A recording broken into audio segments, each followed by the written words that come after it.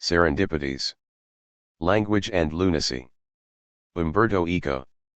In the introduction to my search for a perfect language, I informed the reader that, bearing in mind the physical limits of a book, I had been forced to omit many curious episodes, and I concluded I console myself that I have the material for future excursions in erudition. I made some of these excursions subsequently, and two of them were the subject of two lectures I gave during my term as Fellow in Residence at the Italian Academy for Advanced Studies at Columbia University in New York, October, December. Of these, I have included in this collection only one, the third essay.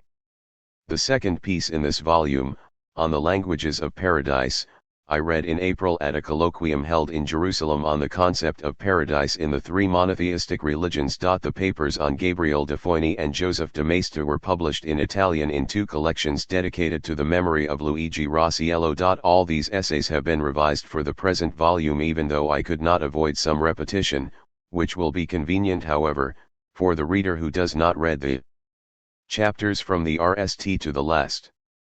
In collecting these pieces, I saw that not only are they parts of the history of the search for a perfect language, but they also have something else in common. They speak of errors, such as the European incomprehension of non-European languages or the mystical reactionary view of language in Maistre, which leads him to absolutely risible etymological games, or else of fictional inventions, as in the case of the Austral language of Foini, who tells a story that today we would call science fiction but in its own day belonged to the utopian genre. Dante's case is a bit different. In reconstructing the situation of Adam in paradise, the poet perhaps presumed he was telling the truth, but he devised his linguistic model as justification for his poetic activity, and to some extent he adjusted the story to his own purpose, proposing himself as the new Adam. Dante's story, however, is even more complex. On the one hand, we suspect that, more or less consciously, he was borrowing ideas from the Kabbalistic tradition. On the other, we find it curious how some interpreters have got things wrong and have even committed the unforgivable error of believing Dante had the King James Bible at his elbow. And nally, the story shows how theories can change according to the translation of the Bible that the theorists have at their disposal. In short, all these erudite excursions of mine are concerned with a linguistics that I would call lunatic, and, as I have already said in my book on perfect languages, even the most lunatic experiments can produce strange side effects, stimulating research that proves perhaps less amusing but scientifically more serious. For this reason, in collecting these essays, I have decided to precede them with a lecture I gave at the University of Bologna for the opening of the academic year. The polemical title is The Force of Falsity, and in the lecture I wanted to show how a number of ideas that today we consider false actually changed the world, sometimes for the better, sometimes for the worse, and how, in the best instances, false beliefs and discoveries totally without credibility could then lead to the discovery of something true, or at least something we consider true today. In the eld of the sciences, this mechanism is known as serendipity. An excellent example of it is given us by Columbus, who, believing he could reach the Indies by sailing westward, actually discovered America, which he had not intended to discover. But the concept of serendipity can be broadened. A mistaken project does not always lead to something correct, often, and this is what happened in many projected perfect languages. A project that the author believed right seems to us unrealizable, but for this very reason we understand why something else was right. Take the case of Foini. He invents a language that cannot work, and he invents it deliberately to parody other languages seriously proposed. But in doing so he helps us see, probably beyond his own intentions, why, on the contrary, the imperfect languages we all speak work fairly well. In other words, I feel that what links the essays collected here is that they are about ideas, projects, beliefs that exist in a twilight zone between common sense and lunacy, truth and error, visionary intelligence and what now seems to us stupidity, though it was not stupid in its day, and we must therefore reconsider it with great respect. In the Quaestio Quodlibetalis 12, St. Thomas declares Utrum veritas id fortior intervinum et regem et mulierum, raising, that is the question of which is more powerful, more convincing, more constrictive, the power of the king, the influence of wine, the charms of woman, or the strength of truth. Aquinas's reply respected the king, at whose table he did not, I believe, reject a few good glasses of wine, though he proved he could resist woman's charms by pursuing with a glowing rebrand the naked courtesan his brothers had introduced into his room to convince him to become a Benedictine rather than dishonor the family by taking the mendicant habit of the Dominicans. As usual, his reply was subtle and articulated: wine, monarch, woman, and truth are not comparable because non sunt unius generis, they do not belong to the same category. But if we consider them per comparationem ad aliquem effectum, insofar as their effects are concerned, all can stir the human heart to some action. Wine acts on our corporal aspect because it produces drunkenness, and over our sensitive animal nature the delectatio venerea. Woman, in short, has power. Thomas did not conceive of possible sexual impulses in the opposite direction that might legitimately affect woman, but we cannot ask Thomas to be Heloise. As for the practical intellect, it is obvious that the king's will has power over it, the command of law. But the only force that moves the speculative intellect is truth. And inasmuch as vires corporals subjeci unter viribus animalibus vires animals intellectualibus et intellectuals practici speculativis idea simpliciter veritas dignior est et excellentior et fortior, as our corporeal forces depend on the animal ones, and the animal on the intellectual, and so on and so forth, thus truth is stronger than anything else. Such then is the force of truth. But experience teaches us that often the imposition of truth has been delayed, and its acceptance has come at the price of blood and tears. Is it not possible that a similar force is displayed also by misunderstanding, whereby we can legitimately speak of a force of the false? To demonstrate that the false, not necessarily in the form of lies but surely in the form of error, has motivated many events of history, I should rely on a criterion of truth. But if I were to choose it too dogmatically, I would risk ending my argument at the very moment I begin it. Belief in gods, of whatever description, has motivated human history. Thus if it were argued that all myths, all revelations of every religion, are nothing but lies, one could only conclude that for millennia we have lived under the dominion of the false. But in reaching this conclusion we would be indulging in more than just banal euhemerism. This same skeptical argument would seem singularly akin to the opposing deistic argument. If we believe in any revealed religion and, for instance, we have to admit that Christ is the Son of God, then he is not the Messiah still awaited in Jerusalem. And if Mohammed is the prophet of Allah, then it is mistaken to offer sacrifices to the plumed serpent. If we follow the most enlightened and indulgent of deisms, prepared to believe at once in the communion of saints and the great will of the Tao, then we will reject as fruit of error the massacre of infidels and heretics. If we are worshippers of Satan we will consider puerile the Sermon on the Mount. If we are radical atheists every faith will be nothing but misunderstanding. Therefore, given that in the course of history many have acted on beliefs in which many others did not believe, we must perforce admit that for each to a different degree, history has been largely the theater of an illusion. So let us espouse a less contested notion of truth and falsehood, even if it is philosophically debatable. If we listen to philosophers, we must debate everything, and there would be no end to the discussion. Let us adopt the criterion of scientific or historical truth accepted by Western culture, namely the criterion thanks to which we all agree that Julius Caesar was killed on the Ides of March, that on October the troops of General Lord Cornwallis surrendered at Yorktown to George Washington, ending the American Revolution, that sulfuric acid is H, and that the dolphin is a mammal.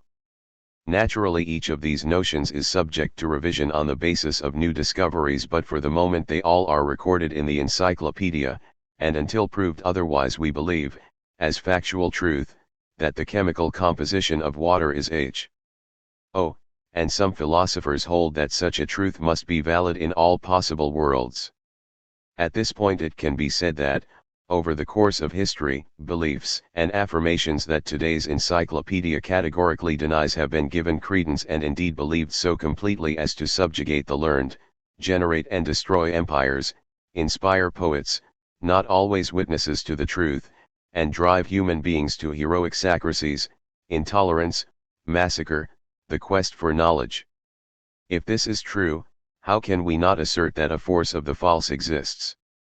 Ptolemy. The virtually canonical example is the Ptolemaic system. Today we know that for centuries humankind acted on its belief in a false representation of the cosmos. People sought out every possible argument that could compensate for the falsity of the image. They invented epicecles and deference. Nally, with Tycho Brahe, they tried to move all the planets around the sun, while allowing the sun to continue moving around the earth. On the basis of the Ptolemaic image, not only did Dante Alighieri act, small harm done, but, worse, so did the Phoenician navigators, Saint Brendan, Eric the Red, and Christopher Columbus, and one of them was somehow the RST to arrive in America. And further, on the basis of this false hypothesis, people managed to divide the globe into parallels and meridian degrees, as we still do, having simply shifted the prime meridian from the Canaries to Greenwich. The example of Ptolemy, which, by association, immediately calls up the unfortunate story of Galileo, would seem to suggest that, with secular arrogance, I can aim my history of the power of falsehood to instances where dogmatic thought rejected the light of truth. But here is a story from the opposite position, the story of another falsity, slowly constructed by modern secular thought to defame religious thought. The flat earth. Try this experiment. Ask an ordinary person what Christopher Columbus wanted to prove when he set out to reach the Orient by way of the Occident, and what it was that the learned men of Salamanca stubbornly denied, trying to prevent his voyage. The reply, in most cases, will be that Columbus believed the earth was round, whereas the Salamanca sages believed it was at, and hence thought that after sailing a short distance the three caravels would plunge into the cosmic abyss. 19th century secular thought, irritated by the Church's refusal to accept the heliocentric hypothesis, attributed to all Christian thought, patristic and scholastic, the idea that the earth was at. The 19th century positivist and anti-clerical made a meal of this cliché, which, as Geoffrey Burton Russell has demonstrated, was strengthened during the battle the supporters of Darwinian theory joined against every form of fundamentalism. It was a matter of demonstrating that as the Churches had erred about the sphericity of the earth, so they could err also about the origin of species. The Darwinians then exploited the fact that a Christian author of the 4th century, such as Lactantius in his Institutiones Divinae, having to accept many biblical passages in which the universe is described as modeled on the tabernacle, hence quadrangular in form, opposed the pagan theories of the earth's roundness, also because he could not accept the idea that there existed antipodes where men would have to walk with their heads down and their feet in the air. Finally, it was discovered that a Byzantine geographer of the 4th century, Cosmas Indicopleustes, had argued that the cosmos was rectangular, with an arc that dominated the pavement of the earth. Once again the archetype was the tabernacle. In his authoritative book History of Planetary Systems from Thales to Kepler, J.L.E. Dreyer admits that Cosmas was not an official representative of the Church, while giving ample space to his theory. E.J. Dijksterhuis, in his Mechanization of the World Picture, originally in Dutch, asserts that the theory of Cosmas remained the prevalent opinion for many centuries, even though he also concedes that Lactantius and Cosmas must not be considered representatives of the scientific culture of the Church Fathers. The fact is that Christian culture, in the early years and in the Middle Ages, left Lactantius to stew in his own juice, and the text of Cosmas, written in Greek and therefore in a language the Christian Middle Ages had forgotten, was revealed to the Western world only in Montfaucon's Nova Collectio Patrum et Scriptorum Graecorum. No medieval author knew Cosmas, and his text was considered an authority of the Dark Ages only after its English publication in. Naturally Ptolemy knew the earth was round, otherwise he would not have been able to divide it into 360 degrees of meridian. Aratos thence also knew it, for in the 3rd century before Christ he calculated with reasonable accuracy the diameter of the earth. Pythagoras knew it, too, as did Parmenides, Eudoxius, Plato, Aristotle, Euclid, Aristarchus, and Archimedes. And it turns out that the only ones who did not believe it were two materialists, Leucippus and Democritus. Macrobius and Martianus Capella were also well aware that the earth was round. As for the Church Fathers, they had to deal with the biblical text which spoke of that tiresome tabernacle form, but Augustine, even if he did not have notions on the subject, knew those of the ancients and conceded that the sacred text was speaking metaphorically. His position is somewhat different, though fairly common in patristic thought, as knowledge of the earth's form will not save the soul. The question seemed to him of scant interest. Isidore of Seville, who was surely not a model of scientific precision, calculates at a certain point that the equator was 80,000 stadia in length. Could he have thought the earth was at? Even a high school student can easily deduce that, if Dante enters the funnel of the Inferno and emerges on the other side to see unknown stars at the foot of the Mount of Purgatory, then he must have known very well that the earth was round. But forget Dante, to whom we have a tendency to attribute every virtue. The fact is that Origen and Ambrose were of the same opinion, and in the scholastic age a spherical earth was conceived and spoken of by Albertus Magnus and Thomas Aquinas, Roger Bacon, John of Holywood, Pierre de L'Egidius Romanus, Nicholas Orsma and Jean Buridan, to name only a few. So what was the big argument all about in the time of Columbus? The sages of Salamanca had, in fact, made calculations more precise than his, and they held that the earth, while assuredly round, was far more vast than the Genoese navigator believed, and therefore it was mad for him to attempt to circumnavigate it in order to reach the Orient by way of the Occident. Columbus, on the contrary, burning with a sacred good navigator but bad astronomer, thought the earth smaller than it was. Naturally neither he nor the learned men of Salamanca suspected that between Europe and Asia there lay another continent. And so you see how complicated life is, and how fragile are the boundaries between truth and error, right and wrong. Though they were right, the sages of Salamanca were wrong, and Columbus, while he was wrong, pursued faithfully his error and proved to be right, thanks to serendipity. But read what Andrew Dixon White says in his History of the Warfare of Science with Theology in Christendom.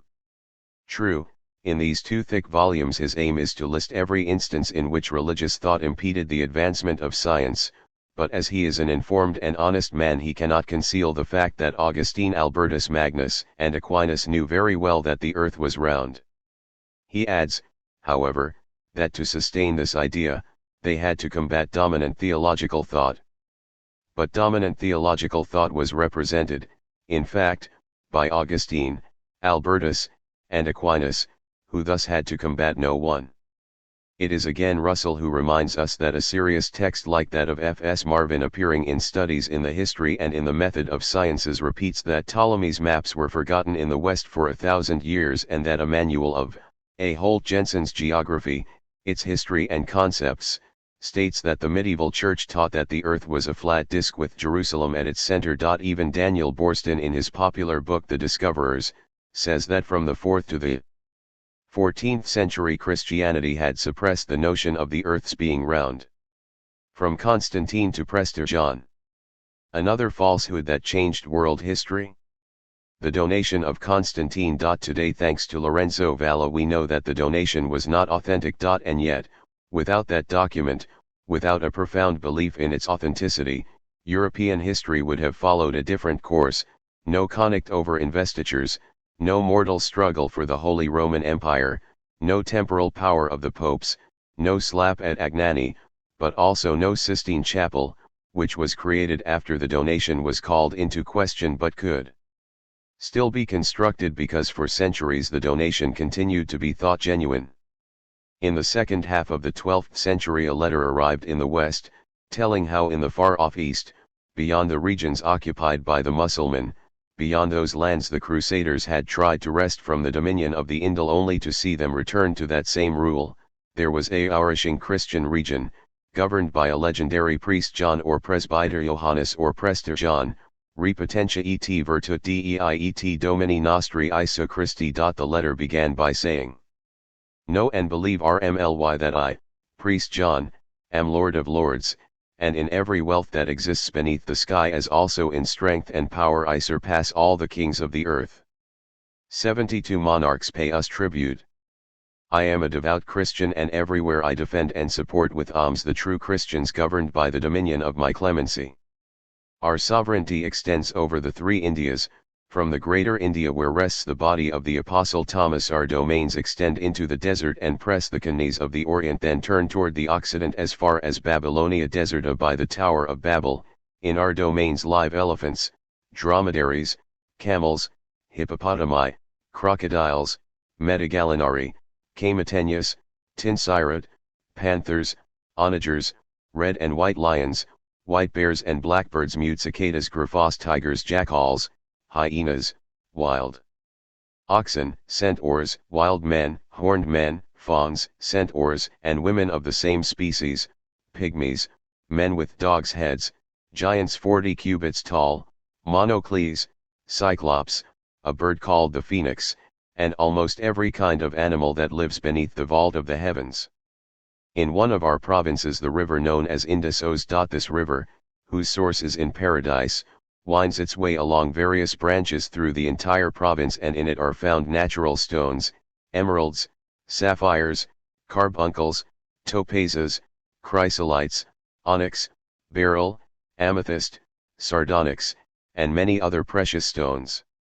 In the extreme regions of the land, we possess an island, where throughout the year, twice a week, God causes an abundant rain of manna to fall, which the people gather and eat, nor do they subsist on any other food save this. In fact, they do not plow, do not sow, do not reap, nor stir the earth in any way to extract its richest fruit from it, all of them who are fed only on celestial food, live 100 years. Still, on reaching the age of 100 they are rejuvenated and regain strength, drinking 3 times the water of a spring that rises at the root of a tree that is found in that place. Amongst us no one lies. Amongst us none is an adulterer. No vice has power in our midst. In the course of the following centuries, until the 17th, translated and paraphrased many times into various languages and versions, the letter had a decisive importance in the expansion of the Christian West toward the Orient. The idea that beyond the Moslem territories there could be a Christian kingdom justed all ventures of expansion and exploration. Prester John was discussed by Pierre del Carpine William of Rubruck, and Marco Polo. Around the middle of the 14th century the kingdom of Prester John shifted from a vague Orient toward Ethiopia, as the Portuguese navigators began their African explorations. Attempts to communicate with John were made in the 15th century by Henry IV of England, by the Duc de Berry, by Pope Eugene IV. In Bologna, at the time of the coronation of Charles V, there was still talk of Prester John as a possible ally in the reconquest of the Holy Sepulchre. Where did Prester John's letter come from? What was its purpose? Perhaps it was a document of anti-Byzantine propaganda, produced in the scriptoria of Frederick I. But the problem is not so much its origin. Fakes of every description were abundant at that time, as its reception. The geographical fantasy gradually generated a political project. In other words, the phantom called up by some scribe with a knack for counterfeiting documents, a highly respected literary activity of the period, served as an alibi for the expansion of the Christian world toward Africa and Asia, a welcome argument favoring the white man's burden. From the Rosicrucians to the Protocols. Another invention also rich in historic results was the confraternity of the Rosy Cross. Many writers have depicted the atmosphere of extraordinary spiritual renewal that developed at the beginning of the 17th century, when the idea of the beginning of a golden age emerged. This climate of expectancy pervades in various forms, in a play of mutual inciences, both the Catholic world and the Protestant. Plans of ideal republics were elaborated, from Campanella's City of the Sun to the Christianopolis of Johann Valentin Andrei, aspirations to a universal monarchy to a general renovation of behavior and of religious sensibility. Just when Europe in the period around the 30 Years' War was ablaze with national conics, religious hatreds, and the assertion of the raison d'etat. In a manifesto appeared, entitled Fama Fraternitatis RC and written in German, in which the mysterious confraternity of the Rosy Cross reveals its own existence and affords some information on its history and on its mythical founder, Christian Rosenkreutz, who supposedly lived in the 15th century and learned secret revelations from Arab and Jewish scholars in the course of his wanderings in the Orient. In a second manifesto appeared, in Latin, the Confessio Fraternitatis Rosii. Crucis ad eruditos Europae. The RST Manifesto expressed the hope that in Europe a society could arise that would possess gold, silver, and precious stones in abundance and distribute them among kings to satisfy their needs and legitimate aspirations, a society that would educate rulers, teaching them everything God permits mankind to know and supporting them with wise counsel. Among their alchemical metaphors and more or less messianic invocations, both manifestos insist on the secret nature of the confraternity and on the anonymity of its members.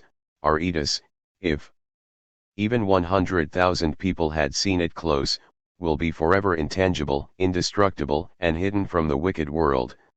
Whence the null appeal of the Fama may seem the more ambiguous, addressed to all the learned of Europe and urging them to communicate with the authors of the manifesto, even if for now we have not revealed our names, nor the occasion when we shall meet. Still we shall come without doubt to know the opinion of all, in whatever language it be expressed, and anyone who sends us his name will be able to confer with one of us in person or, if there were some impediment, in writing. Almost immediately, from every part of Europe, appeals to the Rosicrucians began to be written. No one asserted a knowledge of the Rosicrucians, no one claimed to be a Rosicrucian. All sought somehow to suggest that they were in absolute agreement with the program. Though the Rosicrucians were not to be found, letters to them came from Julius Sperber, Robert Flood, and Michael Mayer, who in his Themis Aurea, insisted that the confraternity really did exist, even though the author admitted he was too humble a person ever to have been a member of it. But, as Frances Yates observes in her Rosicrucian Enlightenment, the habitual behavior of the Rosicrucian writers is to affirm not only that they are not Rosicrucians but that they have never encountered a single member of the confraternity. Johann Valentin Andrei and all his Tübingen circle of friends, who were immediately suspected of being the authors of the manifestos, spent their lives either denying the fact or playing it down, passing it off as a literary game, a youthful error. For that matter, not only are there no historical proofs of the existence of the Rosicrucians, but by definition none can exist. Even today, the official documents of the Amorc, Anticus and Mysticus Ordo Rosicrucis, whose temple rich in Egyptian iconography can be visited at San Jose, California, assert that the original texts legitimizing the order surely exist, but for obvious reasons they will remain secret, sealed in inaccessible archives. But we are not interested so much in today's Rosicrucians who belong to folklore, as in those who belong to history. From the RST appearance of the two manifestos, other pamphlets in opposition appeared, attacking the confraternity with various accusations, especially of falsehood and charlatanism. In anonymous manifestos circulated in Paris, announcing the arrival of the Rosicrucians in the French capital, and this announcement unleashed polemics in both Catholic and libertine circles. The same year an anonymous publication, Effroyables Pact Ions Fates entre les Diables et les Pretendus Invisibles, expressed the common notion that the Rosicrucians were Satan worshippers. Even Descartes, after having tried, according to rumor, to approach them, obviously without success, during a journey in Germany, was suspected on his return to Paris of belonging to the confraternity. He saved the situation with a stroke of genius. According to legend, the Rosicrucians were invisible, so he displayed himself on many public occasions and thus quashed the rumor, as Balliet recounts in his Vie de Monsieur Descartes. In a certain Neuhaus published, RST in German and then in French, an advertisement Pierre et Utile de Frères de la Rosicroix, in which he pondered their existence and who they were and where they had found their name and to what purpose they came out in public. He concluded with the extraordinary argument that inasmuch as they alter and anagram their names, and conceal their ages, and arrive without making themselves known, there is no logic that can deny that they necessarily exist. Apparently, any appeal to the spiritual reform of humanity was enough to prompt the most paradoxical reactions, as if all were waiting for a decisive event. Jorge Luis Borges in his Tlan Ukbar Orbis Tertius, tells of an improbable country, described by an inaccessible encyclopedia. It emerges, from other vague evidence found in reciprocally plagiarized texts, that in fact an entire planet is involved, with its architecture and its playing cards, its mythological terrors and the sound of its dialects, its emperors and its oceans, its minerals, its birds and its she's, its algebra and its its theological and metaphysical arguments. This planet is begotten by a secret society of astronomers, biologists, engineers, metaphysicians, poets, chemists, mathematicians, moralists, painters, and geometricians, all under the supervision of an unknown genius. We are in the presence of a typical Borges invention, the invention of an invention. Still, Borges readers know that Borges has never invented anything. His most paradoxical stories are born from a rereading of history. In fact, at one point Borges says that one of his sources is a work of Johann Valentin Andrei, but Borges draws the information second-hand, from De Quincey, who described the imaginary community of Rosicrucis, the community that was later founded by others in imitation of the one he had preconceived.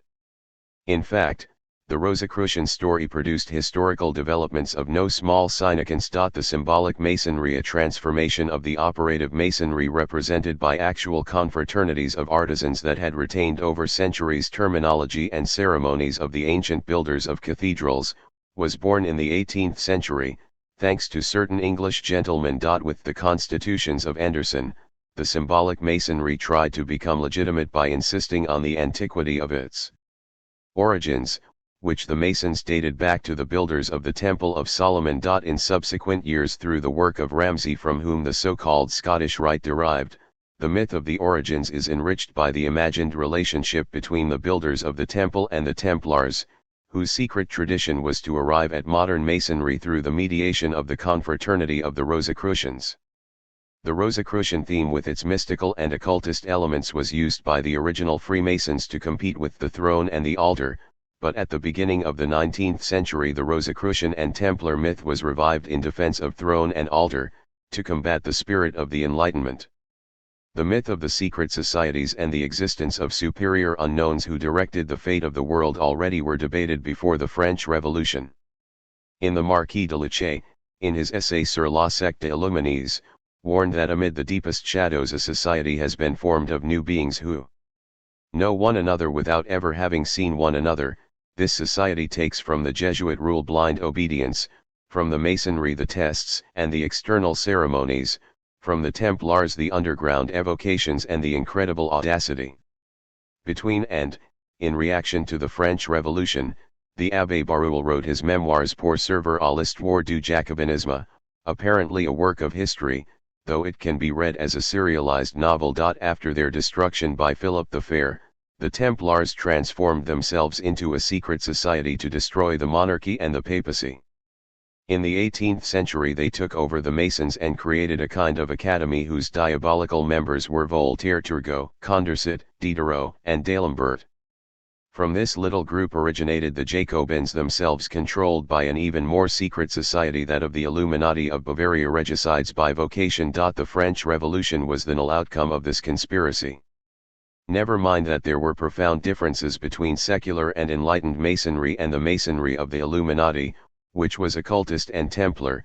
Never mind that the myth of the Templars had already been exploded by a fellow traveler, who then traveled in a different direction, namely, Joseph de Maistre. The story was too fascinating to be derailed by fact. Barruel's book contained no reference to the Jews. But in Barruel received a letter from a Captain Simonini, who reminded him how both Mani and the old man of the mountain of Moslem memory, with whom the Templars had been suspected of connivance, were Jews, and you see that here the game of occult ancestries becomes head-spinning. The Masonry had been founded by the Jews, who had infiltrated all the secret societies. Barruel did not openly refer to this rumor, which for that matter produced no interesting effects until the middle of the century, when the Jesuits began to worry about the anti-clerical inspirers of the Risorgimento, men like Garibaldi, affiliated with the Masonry. The idea of demonstrating that the Carbonari were emissaries of a Jewish Masonic plot seemed polemically fertile. The same anti-clericals, still in the 19th century, tried to defame the Jesuits, demonstrating that they did nothing but conspire against the welfare of humanity. It was less the few serious writers, from Michelet and Quinet to Garibaldi and Gioberti, who made the subject popular than the novelist Eugene Sue. In his Juif Errant, the wicked Monsieur Rodin, the quintessence of Jesuitical conspiracy, clearly appears as a replica of the higher unknowns of both Masonic and clerical memory. Monsieur Rodin returns in Sue's last novel, Les Mystères du Peuple, in which the evil Jesuit plot is revealed down to the least detail.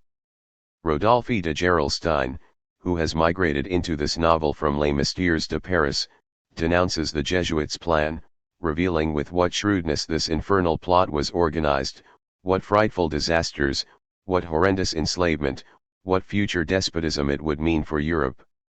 After the appearance of Sue's novels, Maurice Joly wrote a pamphlet, inspired by liberalism, against Napoleon III, in which Machiavelli, who represents the dictator's cynicism, talks with Montesquieu. The Jesuit plot described by Sue is then attributed by Joly to Napoleon III. Hermann Gudsk, who had already published some clearly slanderous opuscules, wrote a popular novel, Biarritz, under the pseudonym of Sir John Redcliffe, in which he described an occult ritual in the cemetery of Prague. Gudsk simply copied a scene from Dumas's Giuseppe Balsamo, which described an encounter between Cagliostro, head of the higher unknowns, and other Illuminati, when, together, they plot the affair of the Queen's necklace. But instead of Cagliostro and co., Gudsk brings on the representatives of the 12 tribes of Israel, who meet to prepare the conquest of the world. 5 years later, the same story appeared in a Russian pamphlet, the title of which translates as The Jews, Masters of the World, as if it were factual reportage. Le Contemporain republished the story, asserting that it came from an unimpeachable source, the English diplomat Sir John Redcliffe. In François Bornand again used the speech of the Grand Rabbi, this time he is called John Redcliffe, in his book Les Juifs nos Contemporains. From this point on, the Masonic meeting invented by Dumas, blended with the Jesuit plan invented by Sue and attributed by Joly to Napoleon III, becomes the authentic speech of the Grand Rabbi and reappears in various forms and various places. Now Peter Ivanovich Rakovskij appears on the stage, a Russian formerly suspected of contacts with revolutionary groups and nihilists, and later, duly repentant, a friend of the Black Centuria, an extreme right terrorist organization. First informer and then chief of the Tsarist political police, the Okhrana, Rakovskij, to help his political protector Count Sir Jesuit, who is worried about a rival, Elie de Sian, had Sian's house searched and had found a pamphlet in which Sian had copied Joly's text against Napoleon III, but ascribing Machiavelli's ideas to wit. Fiercely anti-Semitic, these events took place at the time of the Dreyfus case. Rakovskij took the text, deleted every reference to wit, and attributed those ideas to the Jews. A man cannot bear the name of Sian, even with a C, without suggesting a Jewish conspiracy. The text revised by Rakovskij probably represented the primary source of the Protocols of the Elders of Zion. Rakovskij's version reveals its novelistic source because it is scarcely credible, except in a novel of Sue, that the bad guys should express so openly, so shamelessly, their evil plans. The elders freely declare that they possess boundless ambition, devouring greed, a pitiless desire for vengeance, and an intense hatred. They want to abolish freedom of the press, but they encourage libertarianism. They criticize liberalism but support the idea of capitalist multinationals. To provoke revolution in every country they mean to exacerbate social inequality. They want to build subways the better to mine the big cities. They want to abolish study of the classics and ancient history. They mean to encourage sport and visual communication in order to make the working class stupid. It is easy to recognize the protocols as stemming from a document produced in 19th century France. They are LLED with references to problems of French society at the time. But it is also easy to recognize, among the sources, many well-known popular novels. Alas, the story, once again, was so convincingly narrated that it was easy to take it seriously. The rest of this story is history. An itinerant Russian monk, Sergej Nilis, obsessed by the idea of the Antichrist, published, in order to foster his own Rasputinian ambitions, the text of the Protocols with his commentary. After that the text traveled throughout Europe and even fell into the hands of Hitler. Falsehood and verisimilitude. What do all the stories I have mentioned have in common? And what made them so persuasive and credible? The donation of Constantine was probably not created as an explicit fake but as a rhetorical exercise which only later began to be taken seriously. The Rosicrucian manifestos were, at least according to their supposed authors, an erudite game, if not a joke, then a literary exercise that could be ascribed to the utopist genre. The letter of Prester John was certainly a deliberate fake, but just as certainly it was not meant to produce the effects it produced. Cosmas Indicopoulos committed the sin of fundamentalism, a forgivable weakness given the period in which he lived, but as we have seen, no one really took him seriously, and his text was maliciously exhumed and called authoritative only after more than 1,000 years. The protocols came into existence virtually on their own, through an agglomeration of novel-like themes that gradually kindled the imagination of a few fanatics and were slowly transformed. And yet each of these stories had a virtue. As narratives, they seemed plausible, more than everyday or historical reality, which is far more complex and less credible. The stories seemed to explain something that was otherwise hard to understand. We will take another look at the story of Ptolemy. Today we know that the Ptolemaic hypothesis was scientifically false. And yet if our knowledge is by now Copernican, our perception is still Ptolemaic. We not only see the sun rise in the east and travel through the arc of the day, but we behave as if the sun turns and we remain immobile. And we say, the sun rises, the sun is high in the sky, it sinks, it sets. Even your astronomy professors speak Ptolemaically. Why should the tale of the donation of Constantine have been rejected? It guaranteed a continuity of power after the fall of the empire, it perpetuated an idea of latinity, it indicated a guide, a reference point amid the ams of the massacres perpetrated by the many suitors disputing the nuptial bed of Europa. Why refuse the story of Cosmas? In other respects he had been an alert traveler, a diligent collector of geographical and historical curiosities, and furthermore his at-earth theory, at least from a narrative point of view, displayed some verisimilitude. The earth was a great rectangle bounded by 4 immense walls that supported 2 layers of heavenly vault. On the RST the stars shone and, in the cavity between the two, the inner ceiling, lived the blessed.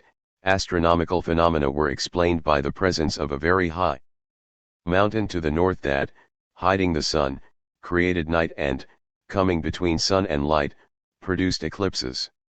Why reject the story of the Rosicrucians, when it satisfied an expectation of religious harmony? And why reject the story of the protocols if they could explain so many historic events by the myth of the conspiracy?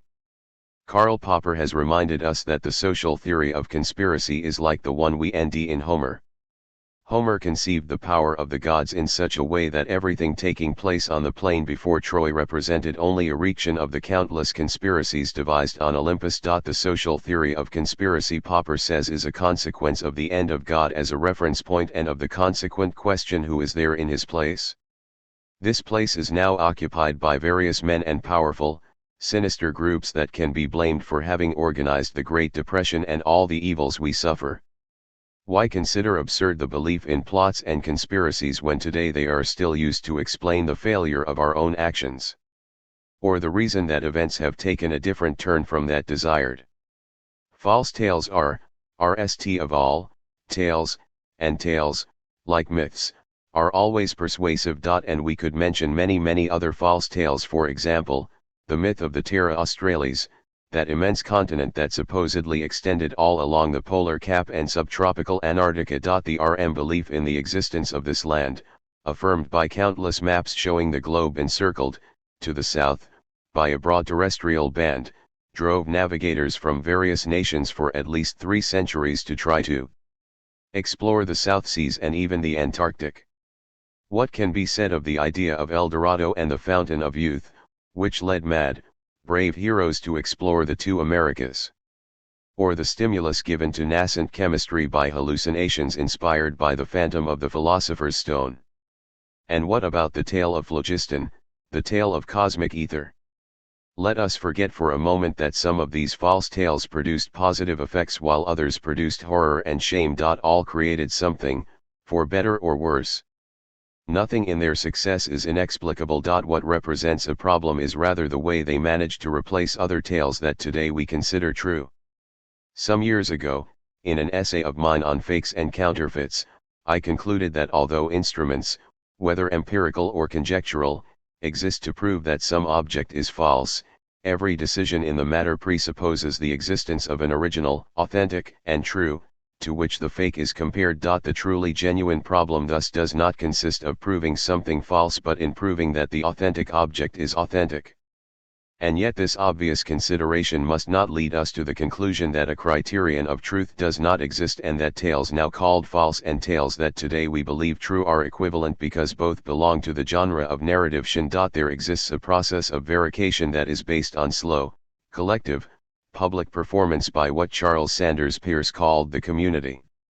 It is thanks to human faith in the work of this community that we can say, with some serenity, that the donation of Constantine was false, that the earth turns around the sun, and that St. Thomas at least knew the planet is round.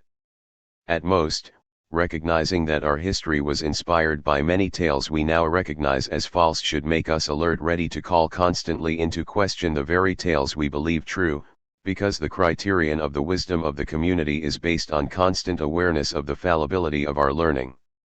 Some years ago in France a book by Jean-François Gaultier appeared, entitled L'Univers existe-t-il? Does the universe exist? Good question. What if the universe were a concept like cosmic ether, or phlogiston, or the conspiracy of the elders of Zion? Philosophically, Gaultier's arguments make sense. The idea of the universe, as the totality of the cosmos, is one that comes from the most ancient cosmographies, cosmologies, and cosmogonies. But can one describe, as if seeing it from above, something within which we are contained, of which we are a part, and from which we cannot exit? Can there be a descriptive geometry of the universe when there is no space outside it on which to project it? Can we talk about the beginning of the universe, when a temporal notion such as beginning must refer to the parameter of a clock, while the universe must be the clock of itself and cannot be referred to anything that is external to it? Can we say, as Eddington does, that 100 billion stars constitute a galaxy and 100 billion galaxies constitute the universe, when, as Gaultier observes, while a galaxy is an observable object the universe is not, and therefore we would be establishing an improper analogy between two incommensurable objects? Can we postulate the universe and then study with empirical instruments this postulate as if it were an object? Can a singular object exist, surely the most singular of all, that has as its characteristic that of being only a law? And what if the story of the Big Bang were a tale as fantastic as the Gnostic account that insisted the universe was generated by the lapsus of a clumsy demiurge? Basically, this criticism of the notion of the universe reiterates Kant's criticism of the notion of the world. At a certain historical moment, some people found the suspicion that the sun did not revolve around the earth just as crazy and deplorable as the suspicion that the universe does not exist. So we would be wise to keep an open, fresh mind against the moment when the community of scientists decrees that the idea of the universe has been an illusion, just like the Earth and the Rosicrucians. After all, the cultivated person's duty is to be always prepared to rewrite the encyclopedia. This story starts in the Garden of Eden, where Adam speaks with God, and ends at the heaven of the fixed stars, where Dante Alighieri, Paradise XXVI, meets Adam and speaks with him. Afterward language will play a lesser role in Dante's travels. Even though he still talks with Saint Peter Beatrice or Saint Bernard, he is coming closer and closer to the side of the highest angelical hierarchies, and, as everybody knows, angels do not speak because they understand each other through a sort of instantaneous mental reading, and they know everything they are allowed to know, according to their rank, not by any linguistic intercourse but by watching the divine mind. At this point, as Dante says in the Nel Canto of the Divine Comedy, language is unable to express what he sees, al alta fantasia que manco passa, high fantasy lost power and here broke off. Nevertheless, my story has an advantage over many others, it can begin at the very beginning. Bereshit, God spoke and said, "Let there be light." In this way he created both heaven and earth, For, with the utterance of the divine word, there was light, Genesis. Thus creation itself arose through an act of speech. It was only by giving things their names that God created them and gave them an ontological status. And God called the light day and the darkness he called night. And God called the firmament heaven. In Genesis, the Lord speaks to man for the rst time putting at his languages in paradise. Posel everything in the earthly paradise commanding him however, not to eat of the fruit of the tree of good and evil. We are not told in what language God spoke to Adam. Tradition imagined it as a sort of language of interior illumination, in which God, as in other episodes of the Bible, expressed himself by thunderclaps and lightning. If we are to understand it in this way, we must conceive of a language that, although not translatable into any known idiom, is still, through special grace or disposition, comprehensible to its hearer. It is at this point, and only at this point, that out of the ground the Lord God formed every beast of the eld, and every fowl of the air, and brought them unto Adam to see what he would call them. The interpretation of this passage is an extremely delicate matter. Clearly we are here in the presence of a motif, common to other religions and mythologies, that of the Namathete, the name-giver, the creator of language. Yet it is not at all clear on what basis Adam actually chose the names he gave to the animals. The version in the Vulgate, the source for European culture's understanding of the passage, does little to resolve this mystery. The Vulgate has Adam call the various animals nominibusui, which we can translate only as by their own names. The King James Version does not help us any more whatsoever. Adam called every living creature, that was the name thereof, Genesis. Luther's German translation puts it den wieder Mensch aller lebendig Tiernen wordy so sollten sie heißen. Und der Mensch gab ihnen jeglichen wie und Vogel unter dem Himmel und Tier auf dem Felde seinen Namen. Thus Adam might have called the animals by their own names in two senses. Either he gave them the names that by some extra-linguistic right were already due them, or he gave them those names we still use on the basis of a convention initiated by Adam. In other words, the names Adam gave the animals are either the names that each animal intrinsically ought to have been given, or simply the names that the name-giver arbitrarily and ad placidum decided to give them. From this difficulty we pass to Genesis. Here Adam sees Eve for the rst time, and here for the rst time the reader hears Adam's actual words.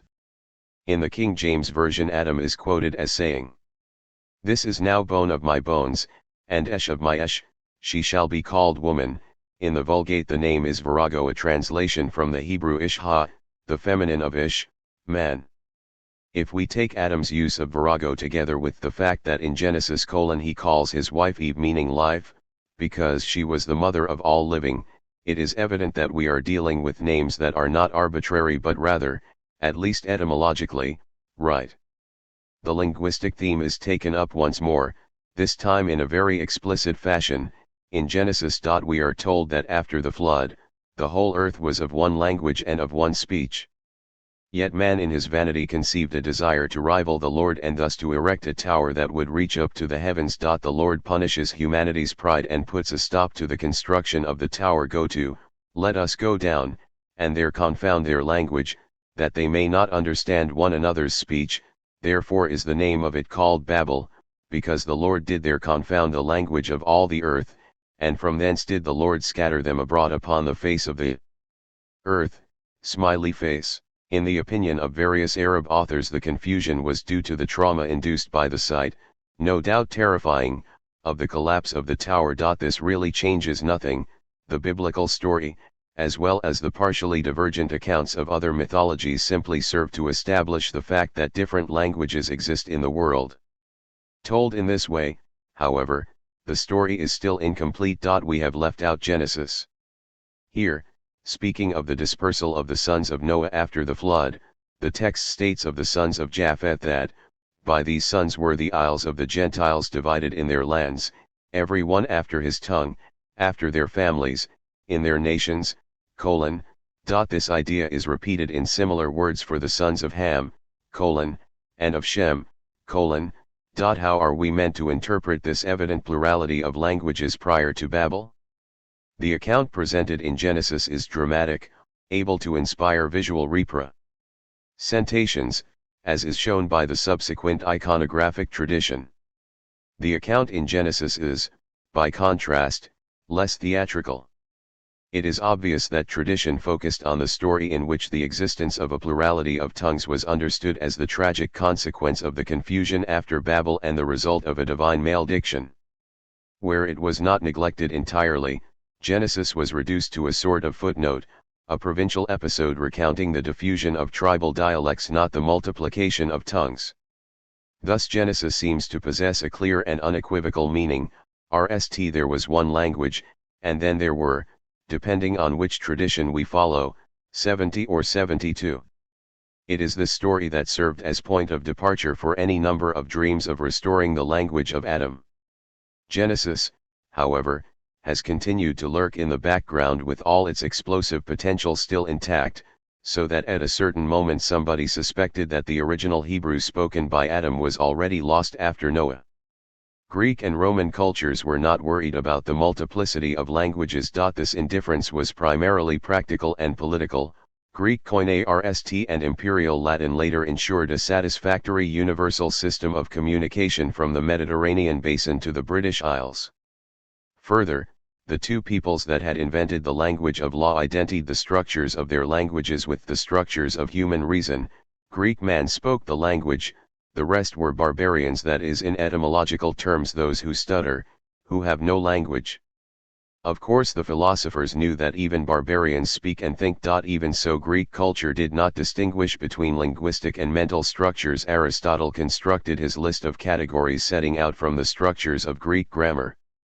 Later the Stoics would recognize that although the barbarians used different words, they had the same concepts in mind. Nevertheless, the Greek culture continued to think of a universality of the logos beyond the difference between the various languages. Conversely, the ancient Greeks debated a problem that Genesis left unsolved, that is, the problem of the relationship between names and things. Plato in the Critylus discusses the problem of whether words have their source in nature, by direct imitation of things, or in law, by convention. He does not make a denotative choice. Indeed, he suggests a third option, that language must reach the order of ideas. European culture was for a long time directly influenced by Aristotle's solution. The sounds of the voice are conventional symbols that express a passion of the soul, even though this passion of the soul arises spontaneously as the image of the thing that exists. When Christianity became a state religion, it was expressed in the Greek of the patristic East and further in the Western Latin.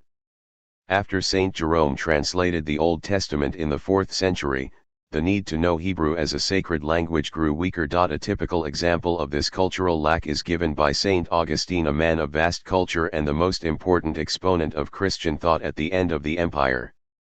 Obviously, according to Augustine, the Christian revelation is founded on an Old Testament written in Hebrew and a New Testament known as a Greek text. Saint Augustine, however, knew no Hebrew, and his knowledge of Greek was, to say the least, patchy. Hence a somewhat paradoxical situation ensues. The man who set himself the task of interpreting the scripture in order to discover the true meaning of the divine word could read it only in Latin translations. The notion that he ought to consult the Hebrew original never really seems to have entered Augustine's mind. He did not entirely trust the Jews, nurturing a suspicion that, in their versions, they might have erased all references to the coming of Christ. The only critical procedure he would allow was a comparison of translations in order to nd the most likely version. Thus Saint Augustine, though the father of hermeneutics, was certainly not destined to become the father of Semitic philology. Nevertheless, for Augustine, as for nearly all the early fathers, Hebrew certainly was the primordial language. It was the language spoken before Babel, and after the confusion, it still remained the tongue of the chosen people. Still Augustine gave no sign of wanting to recover its use. He was at home in Latin, by now the language of the Church and of theology. Some centuries later, Isidore of Seville found it easy to assume that, in any case, there were three sacred languages, Hebrew, Greek, and Latin, because these were the three languages that appeared written above the cross, Etymologiarum 9. With this conclusion, the task of determining the language in which the Lord said fiat lux became more arduous. If anything, the fathers were concerned about another linguistic puzzle. The Bible clearly states that God brought before Adam all the beasts of the eld and all the fowl of the air. What about sh? Did Adam name the sh? Perhaps it seemed difficult, even for God, to drag them all up from the depth of the seas and parade them in the Garden of Eden. We may think this a slight matter, yet the question, whose last trace is still to be found in theological discussions of the 18th century, was never satisfactorily resolved, even though Augustine had suggested that the sh were named one at a time, step by step, as they were discovered. De Genesi ad Litteram Libri 12. Between the fall of the Roman Empire and the early Middle Ages, when Europe had still to emerge, new languages came slowly into being. It has been calculated that toward the end of the 14th century people no longer spoke Latin but Gallo-Romanic, Italico-Romanic, or Hispano-Romanic. While intellectuals continued to write Latin, bastardizing it ever further, they heard around them local dialects in which survivals of languages spoken before Roman civilization crossed with new roots brought by the barbarian invaders. It is in the 7th century, before any known document written in Romance or Germanic languages, that the RST reference to our theme appears.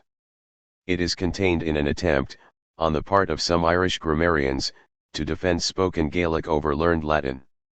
In a work titled Oraspet Nanesis, the Precepts of the Poets, the Irish grammarians refer to the structural material of the Tower of Babel as follows: others affirm that in the tower there were only 9 materials, and that these were clay and water, wool and blood, wood and lime, pitch, linen and bitumen. These represent noun, pronoun, verb, adverb, participle, conjunction, preposition, interjection. Thus the Gaelic language constituted the RST and only instance of a language that overcame the confusion of tongues. It was the RST language created after the fall of the tower by the 72 wise men of the school of Phineas. They were said to have implemented a sort of, to speak in computer jargon, cut and paste operation on all the languages born after the dispersion. All that was best in each language, all there was that was grand or beautiful, was cut out and retained in Irish. Wherever there was something that had no name in any other language, a name for it was made up in Irish. This Arstborn and consequently supernatural language retained traces of its original isomorphism with the created world. As long as the proper order of its elements was respected, this ensured a sort of natural link between names and things. Why did such a document appear at this particular moment? A quick look at the iconographic history increases our curiosity. There are no known representations of the Tower of Babel before the Cotton Bible, FTH or 6th century. It next appears in a manuscript perhaps from the end of the 10th century, and then on a relief from the Cathedral of Salerno from the 11th century. After this, however, there is a Oud of Towers. It is a Oud, moreover, that has its counterpart in a vast deluge of theoretical speculation about the confusion of tongues. It was only at this point that the story of the confusion came to be perceived not merely as an example of how divine justice humbled man's pride, but as an account of a historical, or metahistorical, event. It was now the story of how a real wound had been inflicted on mankind, a wound that might, in some way, be healed. It thus happens that as soon as Europe was born as a bunch of people speaking different tongues, European culture reacted by feeling such an event not as a beginning but as the end of a lost harmony, a new Babel-like disaster, so that a remedy for linguistic confusion needed to be sought. I have already told the story of this quest. It is a quest that took 2 different paths. On one hand, people, from Raymond Lully to Leibniz and further, looked ahead, aiming to fabricate a rational language possessing the perfection of the lost speech of Eden. On the other hand, people tried to rediscover the lost language spoken by Adam. 2 different paths, but they did not remain strictly separate. Even when thinkers dreamed of a new language of universal reason, the model for that language was based on a theoretical idea of the possible aboriginal Hebrew of Adam. Since the story, which lasted for at least 1,000 years and under certain points of view has not yet finished, has to be told here through several shortcuts, let me consider the case of Dante Alighieri. Between and Thus before finishing the Divine Comedy and certainly before writing Canto of the Paradise, of which I must speak later, Dante Alighieri wrote his De Vulgari Eloquentia. Though it appears to be a doctrinal treatise, it is a self-commentary in which the author tends to analyze his own methods of artistic production, which he implicitly identifies as the exemplar of every poetic discourse. Dante's text opens with an observation that, obvious though it may be, is still fundamental for us: there are a multitude of vulgar tongues, and all of them are natural languages, opposed to Latin, which is, or which had become by Dante's time, a universal but artificial grammar. Before the blasphemy of Babel, mankind had known but one language, a perfect language, a language spoken by Adam and his posterity. The plurality of tongues arose as the consequence of the Confusio Linguarum. Revealing a knowledge of comparative linguistics exceptional for his time, Dante sought to demonstrate how this fragmentation had actually taken place. First, languages split up into the various zones of the world and, using the vernacular word for yes as a measuring rod, the languages, within what we today call the Romance area, further split into the OC, oil, and SI groups. Then, even these vernacular languages further fragmented into a welter of local dialects, some of which might, as in Bologna, even vary from one part of a city to another. All these divisions had occurred, Dante observed, because man is, by custom, habit, language, and according to the differences in time and space, a changeable animal. Dante's project was to discover one language, more decorous and illustrious than the others, which had to become the language of his own poetry. To create such a language, Dante had to take the various vernaculars in turn and subject each to a severe critical analysis. Examining the work of the best Italian poets and assuming that each in his own way had always gone beyond the local dialect, Dante wanted to create a vernacular that might be more illustrious, in the sense of shining with light, useful as guiding rule, worthy of being spoken in the royal palace of the national king, if the Italians were ever to obtain one, and worthy to be a language of government, of courts of law, and of wisdom. Such a vernacular belonged to every city in Italy and yet to none. It existed only as an ideal form, approached by the best poets, and it was according to this ideal form that all the vulgar dialects had to be judged. The second, and uncompleted, part of De Vulgari Eloquentia sketches out the rules of composition for the one and only vernacular to which the term illustrious might truly apply, the poetic language of which Dante considered himself to be the founder. Opposing this language to all other languages of the confusion, Dante proclaimed it as the one that had restored that primordial affinity between words and objects that had been the hallmark of the language of Adam. An apology for the vernacular, De Vulgari Eloquentia, is written in Latin. As a poet, Dante wrote in Italian; as a philosopher, he stuck to the language of theology and law. Dante deems a vernacular as the speech that an infant learns as it begins to articulate, I am I, tating the sounds made to it by its nurse before knowing any rule. The same was not true of that locutio secondaria, called grammar by the Romans. Grammar meant a rule-governed language, one, moreover, that could be mastered only after long study to acquire the habitus. Considering that in the vocabulary of the schoolman habitus was a virtue, a capacity to do some specific thing, a present-day reader might take Dante merely to be distinguishing between the instinctive ability to express oneself in language, performance, and grammatical competence. It is clear, however, that by grammar Dante meant scholastic Latin, the only language whose rules were taught in school during this period.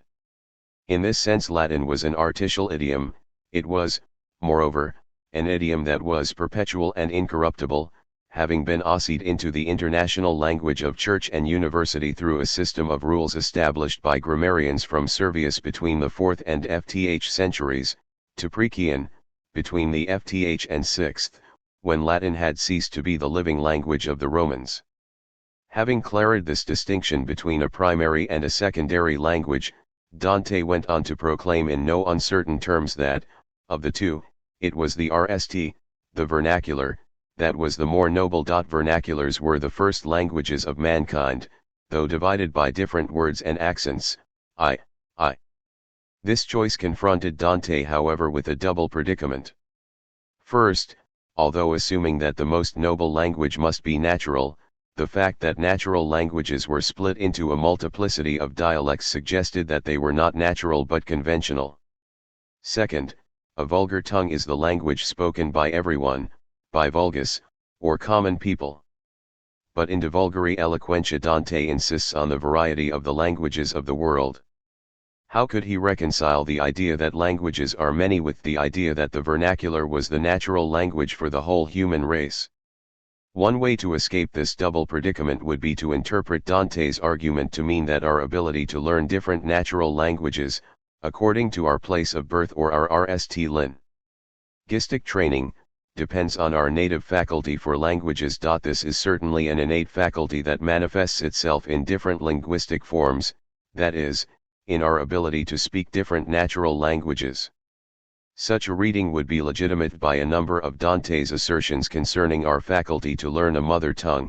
This faculty is natural, it exists in all peoples despite differences of word and accent, and it is not associated with any specific language. It is a general faculty, possessed by man as a species, for only man is able to speak, I2. The ability to speak is thus a specific trait of man, one that is not possessed by angels, or beasts, or demons. Speaking involves an ability to externalize our particular thoughts. Angels, on the contrary, have an ineffable intellectual capacity, I2. They either understand the thoughts of others, or they can read them in the divine mind. Animals for their part lack individual feelings, possessing only specific passions, I2. Consequently, each knows its own feelings and may recognize feelings when displayed by animals of the same species, having no need to understand the feelings of other species. Finally, each demon immediately recognizes the depths of pity in others. By the way, when Dante decides to make his demons talk in the Divine Comedy, they use a not quite human speech, the celebrated diabolical expression in Inferno 7, Pape Satan Aleppi, is curiously reminiscent of another expression, Rafal me amech zabi almi, Inferno XXXI, the fatal words, spoken by Nimrod, that set off the catastrophe of Babel. Even the devils thus speak the language of the confusion. While the RST expression seems a mixture of Greek and Semitic words, the second looks like a caricature of Hebrew. This point is worthy of note because it shows Dante did not know Hebrew but had a vague idea of how Hebrew could sound, and this point will prove of some interest for my further hypotheses. In any case, men are neither angels nor demons, are guided by reason, and need some faculty that can allow them to externalize the contents of their intellect in outward signs, even though, accepting the Aristotelian doctrine, Dante accepts the idea that the relation between signs and thoughts and the things they signify is conventional and changes from language to language. This tendency to associate sound with thoughts is not to be identified with the existing natural languages, it is a permanent and immutable trait of the human species, whereas natural languages are historically subject to variation and are capable of developing over the course of time, enriching themselves independently of the will of any single speaker. Dante was also aware that a natural language can be enriched through the creativity of single individuals, for the illustrious vernacular that he intended to shape was to be the product of just such an individual creative effort. Yet it seemed that between the faculty of language and the natural languages that are the ultimate result, Dante wished to posit an intermediate stage. We can see this better by looking at Dante's treatment of the story of Adam.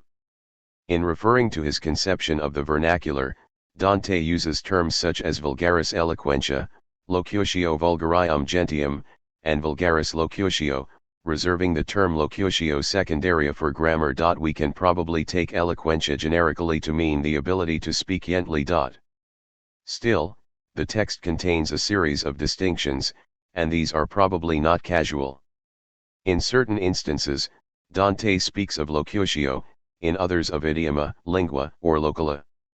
He uses the term idioma whenever he refers to the Hebrew language and when he expresses his notion of the branching off of the various languages of the world. In I.6, speaking of the confusion after Babel, Dante used the term locala. In this same context, however, he uses idioma for the languages of the confusion, as well as for the Hebrew language, which remained intact. He could speak of the locula of the Genovese and the Tuscans while at the same time using lingua both for Hebrew and for the Italian vernacular dialects. It thus seems that the terms idioma, lingua, and locula are all to be understood as tongue or a given language in the modern, Saussurean sense of langue. A tongue, Saussure's langue, idioma lingua locula, locutio, way of speaking, utterance, Saussure's parole, locutio. Often locutio is also used in the sense of tongue. For example, when Dante wishes to say that, after the destruction of Babel, the workers in the tower began to speak imperfect languages, he writes, tanto rudius nunc barbarius qui locantur. A few lines later, referring to the Hebrew language in its original state, he uses the phrase antiquissima locution, I. 6. Nevertheless, although idioma, lingua, and locula are marked forms, used only where a specific tongue is meant, the term locutio seems to have another more elastic sense. It is used whenever the context seems to suggest either the activity of speaking, or the functioning of the linguistic faculty. Dante often uses locutio to mean the act of speaking. For example, he says of animal sounds that they cannot be construed as locutio, meaning by this that they do not qualify as proper linguistic activity. 2.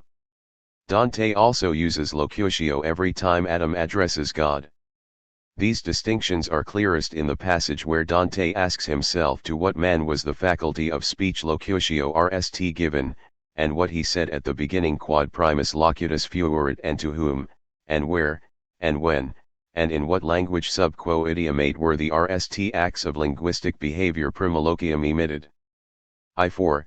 I think I am justed here in giving primoloquium the sense of rst linguistic behavior on the analogy of Dante's use of the terms tristiloquium and turpiloquium to characterize the evil way of speaking among the Romans and among the Florentines.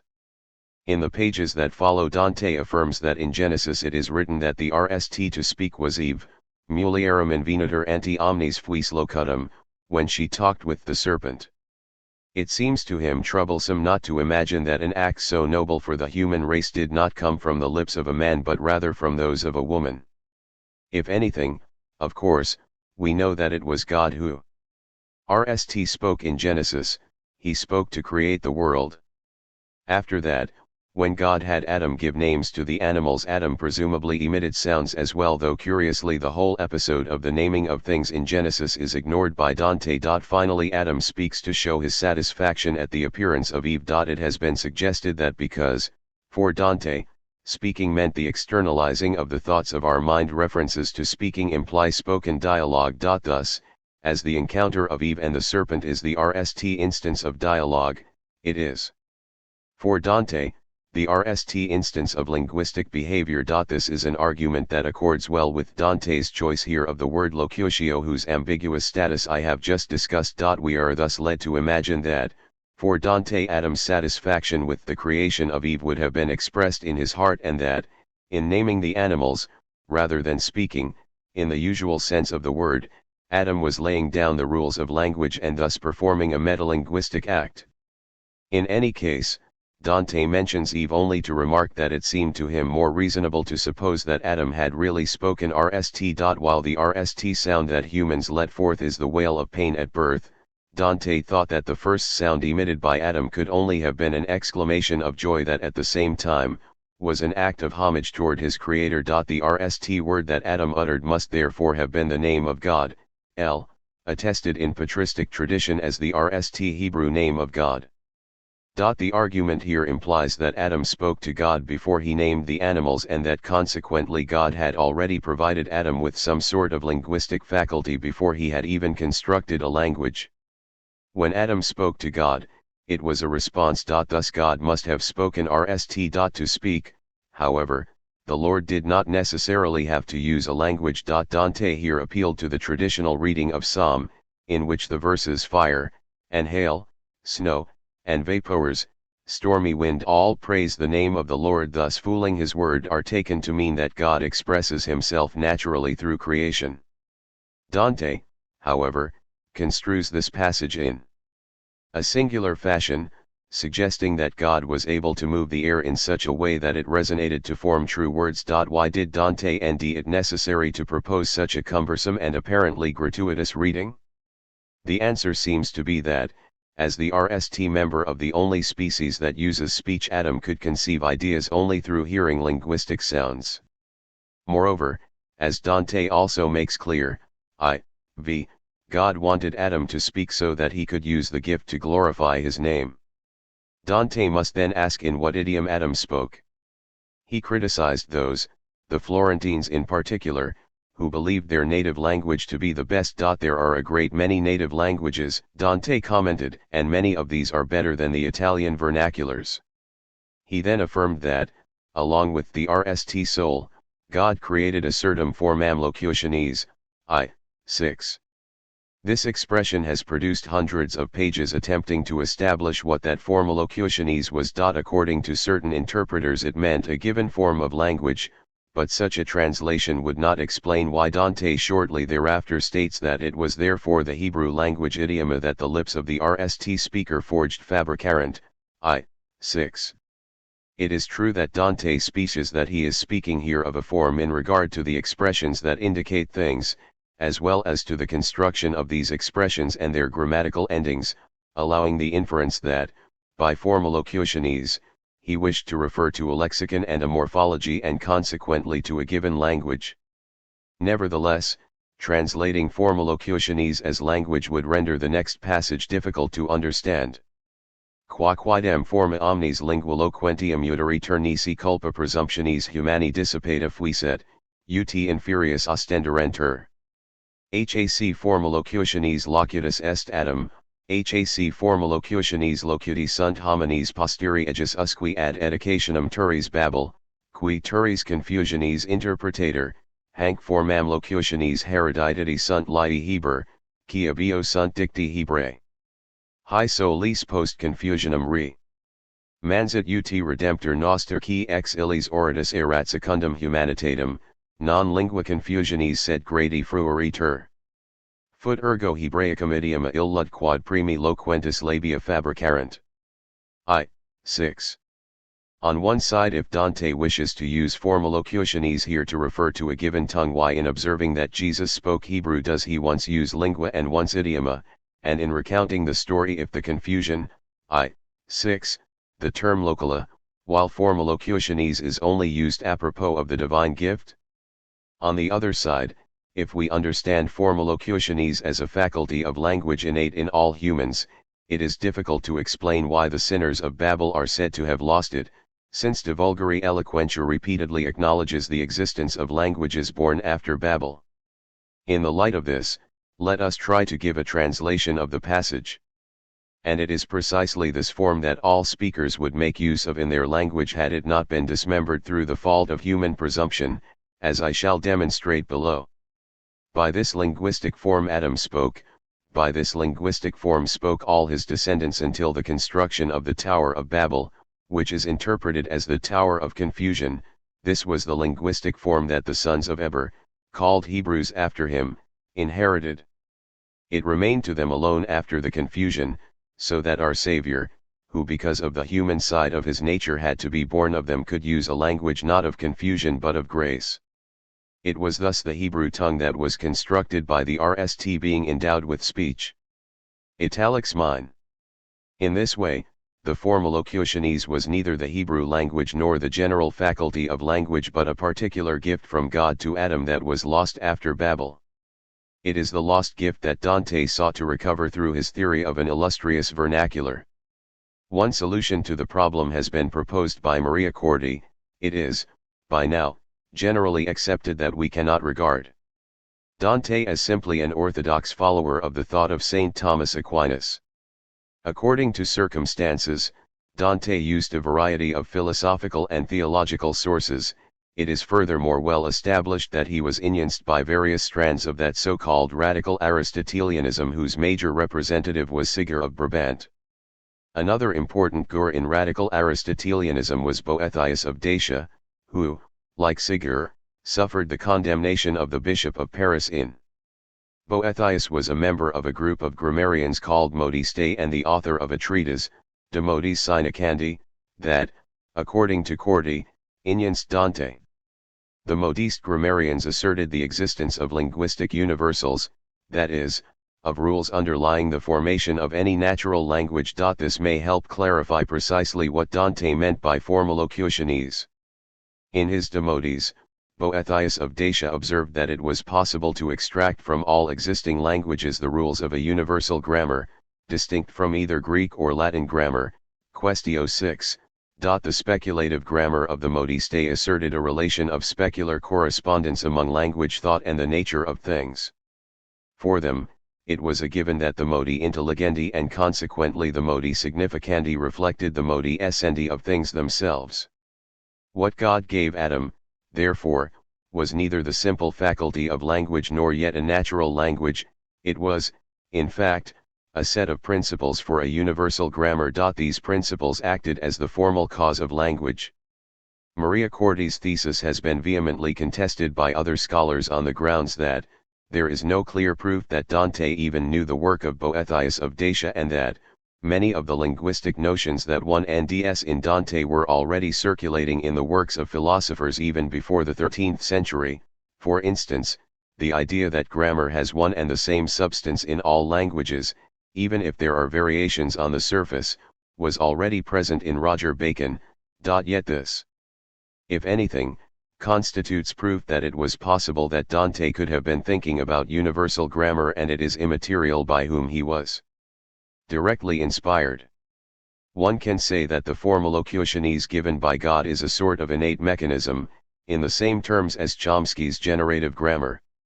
And not because Dante was Chomskyan, but because Chomsky, who is assumed to have been inspired by the rationalist ideals of Descartes and 16th century grammarians, did not note that his inspirers were in some way themselves inspired by the ideas of the medieval modiste. It thus seems most likely that Dante believed that, at Babel, there had disappeared the perfect formalocutiones whose principles permitted the creation of languages capable of reacting the true essence of things, languages, in other words, in which the modi essendi of things were identical with the modi sinecandi. The Hebrew of Eden was the perfect and unrepeatable example of such a language. What was left after Babel? All that remained were shattered imperfect formilocutiones, imperfect as the various vulgar Italian dialects whose defects and whose incapacity to express grand and profound thoughts Dante pitilessly analyzed. Now we can begin to understand the nature of the illustrious vernacular that Dante hunts like a perfumed panther. 16. We catch glimpses of it, evanescent, in the works of the poets that Dante considers the most important, but the language still remains unformed and unregulated, its grammatical principles unarticulated.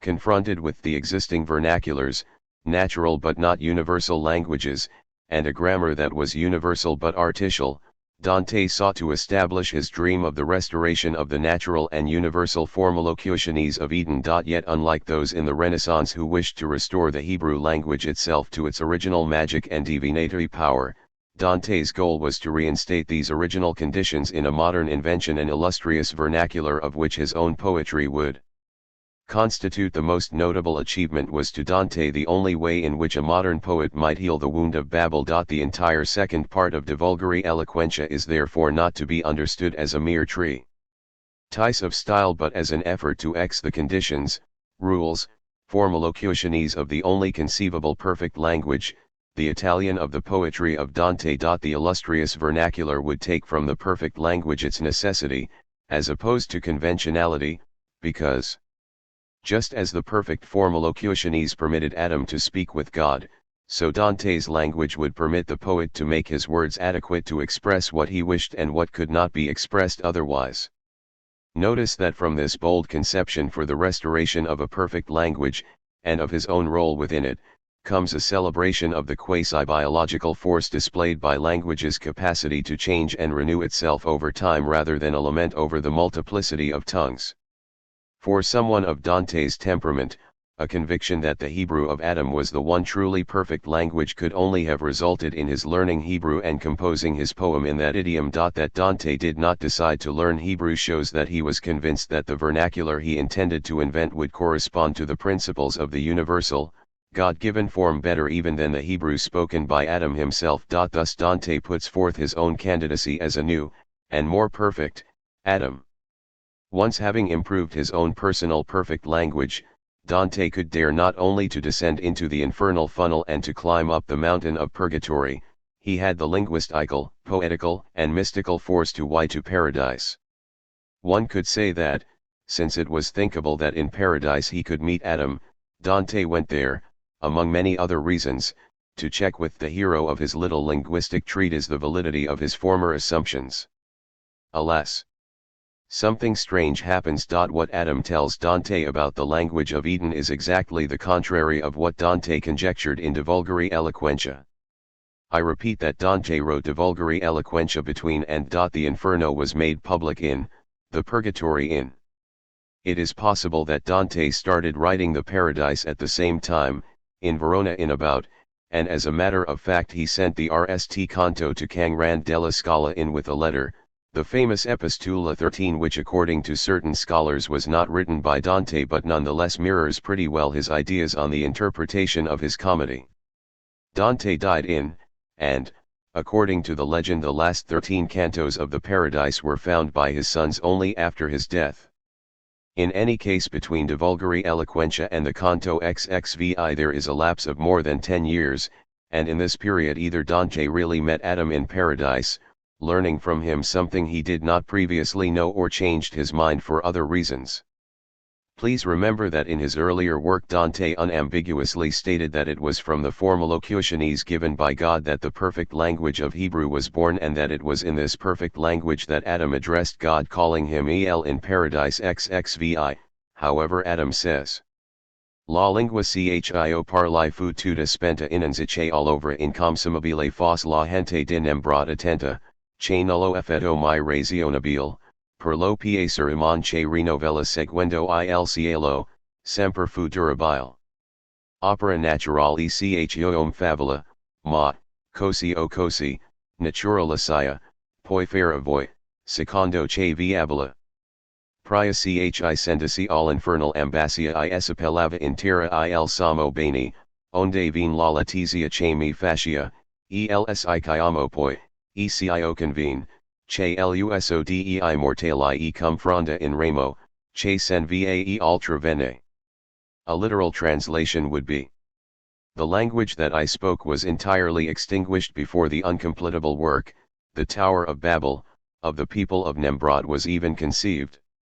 For no product of the human reason, from the human taste for always having something new following the inerrancy of the stars, is ever stable. It is natural that man speaks, but, whether this way or that, nature lets you do yourselves, as it pleases you. Before I descended into the pains of hell on earth, the highest good was called I, from whence comes the light of joy that enfolds me. The name then became El, and this change was proper, because the customs of mortals are like leaves on a branch, one goes and another comes. This means that the Hebrew spoken before the building of the tower, when God was named El, was not the same as the Hebrew spoken in the earthly paradise, when Adam called him I. We are facing here a double problem. Why did Dante change his mind? Why did Dante choose the name I? Let me deal with the second question. Most of the interpreters say that the reasons for this choice are obscure. An absolutely ridiculous interpretation goes, I is the Roman numeral signifying the number 1, the number of perfect unity. Ridiculous, because in Canto 19, of Paradise the Roman numeral 4 stands for the smallest quantity, as opposed to M, which stands for 1000, that is, for a great quantity. It would be curious to characterize God in terms of minimum value. A second interpretation represents an odd case of confusion of tongues, or the naive belief that one's own tongue is the only existing and perfect one. Take Dorothy Sayers' translation of the Divine Comedy, in which the last 13 cantos of the Paradise were translated by Barbara Reynolds, who also supplied the corresponding footnotes. By the way, Dorothy Sayers died leaving 13 cantos untranslated, just as Dante was supposed not to have written or nished the same number. The English translation reads, ere I descend to the pains of hell. Yah was the name men called the highest good, which swathes me in this joy. Thereafter El his title was on earth. The translation is not so whimsical, also because in English I would have been interpreted as a pronoun. A whimsical remark appears however in the footnote, where Reynolds suggests that Dante was thinking of Psalm line which says, "Sing unto God, sing praises to his name, extol him that rideth upon the heavens by his name Yah, and rejoice before him." Reynolds did not consider that unfortunately Dante not only could not read Hebrew but also could not have had the King James Version on his desk. He knew only the Vulgata, and the Vulgata, where this psalm is numbered rather than, translates the Hebrew as cantate Deo psalmum, dicit nomen ejus, iter facit eici ascendit super acasum. Deus est nomen illi. Exultate in conspectu ejus. Thus the only name of God is Deus, Luther, 2, translated Yah as Herr, the Lord. In the same vein, one must drop the hypothesis that Dante found the name IH in Exodus: because there, too, the Vulgata speaks of Deus. Equally weak seems to be the explanation according to which Dante intended by I the personal pronoun io in a shortened form accepted by Florentine vernacular. It is true that he knew that God said ego sum qui sum, but the name of God in this case would not be ego, I, but rather Ihai, the one who is. There is a somewhat better explanation. Isidore of Seville in Book 7, of his etymologies lists the traditional names of God according to the Hebrew tradition, and along with El, Eloi, Elo, Sabaoth Elion Ei Adonai Tetragrammaton Sade he also mentions Ia, because these are the last letters of Alleluia. But if Dante, who certainly found El in Isidore, decided to shift to another name, why did he write I instead of Ia? Notice that if he used Ia instead of I, the number of syllables in his verse would not have changed, and so the solution was poetically feasible. I think we cannot answer all these questions without solving the previous problem, namely, why Dante changed his mind about the perfection of the original Hebrew of Adam. In order to answer we have to step back and see what happened in the Kabbalistic milieu before the birth of Dante as well as during his life. By the time of the confusion of Babel the language of Adam was, as Dante puts it, tuta spenta, entirely extinguished. This view of the historical evolution of the original Adamic language was not Dante's invention. For example, in Moshe Iddel's language Torah and hermeneutics in Abraham Abula, a surprising quotation from an unpublished manuscript by an anonymous disciple of Abula, where it is said that anyone who believes in the creation of the world, if he believes that languages are conventional, he must also believe that they are of two types. The RST is divine, i.e., agreement between God and Adam, and the second is natural, i.e., based on agreement between Adam and Eve and their children. The second is derived from the RST, and the RST was known only to Adam and was not passed on to any of his offspring except for Seth, and so the tradition reached Noah. And the confusion of tongues during the generation of the dispersion occurred only to the second type of language, i.e., to the natural language. The lost language of Adam, which escaped the confusion of tongues, was certainly the Kabbalistic combinatorial ability to produce or reproduce the perfect discourse of the eternal Torah by rereading in an unheard of way the text written in the language of the historical Torah. As such it was a formalocutionese, a universal set of mystical rules.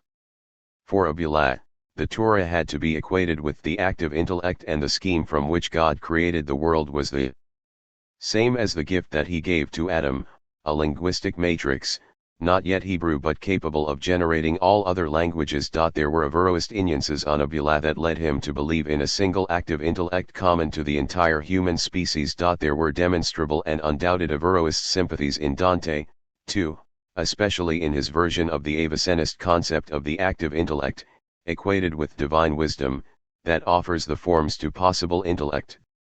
Nor were the Modiste and the others who supported the idea of universal grammar exempt from Averroist influence. Thus there existed a common philosophical ground that, even without positing direct links, would have inclined both Dante and Abula to regard the gift of language as the bestowal of a formalocutionese, deemed as a generative linguistic matrix with affinities to the active intellect. Abula made a distinction between the 22 letters as a linguistic matrix and Hebrew as the mother tongue of mankind. The 22 Hebrew letters represented the ideal sounds that had presided over the creation of the 70 existing languages.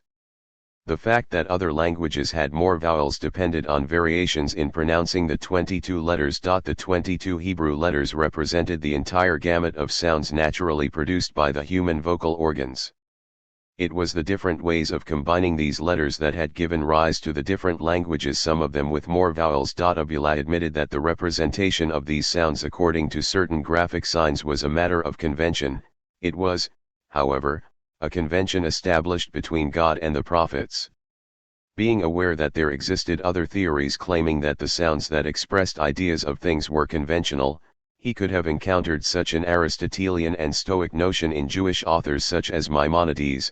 Abula, nevertheless, invoked a rather modern distinction between conventionality and arbitrariness, asserting that Hebrew was a conventional but not an arbitrary language. He rejected the claim, sustained by, among others, certain Christian authors, that, left entirely to itself, a child would automatically begin to speak Hebrew.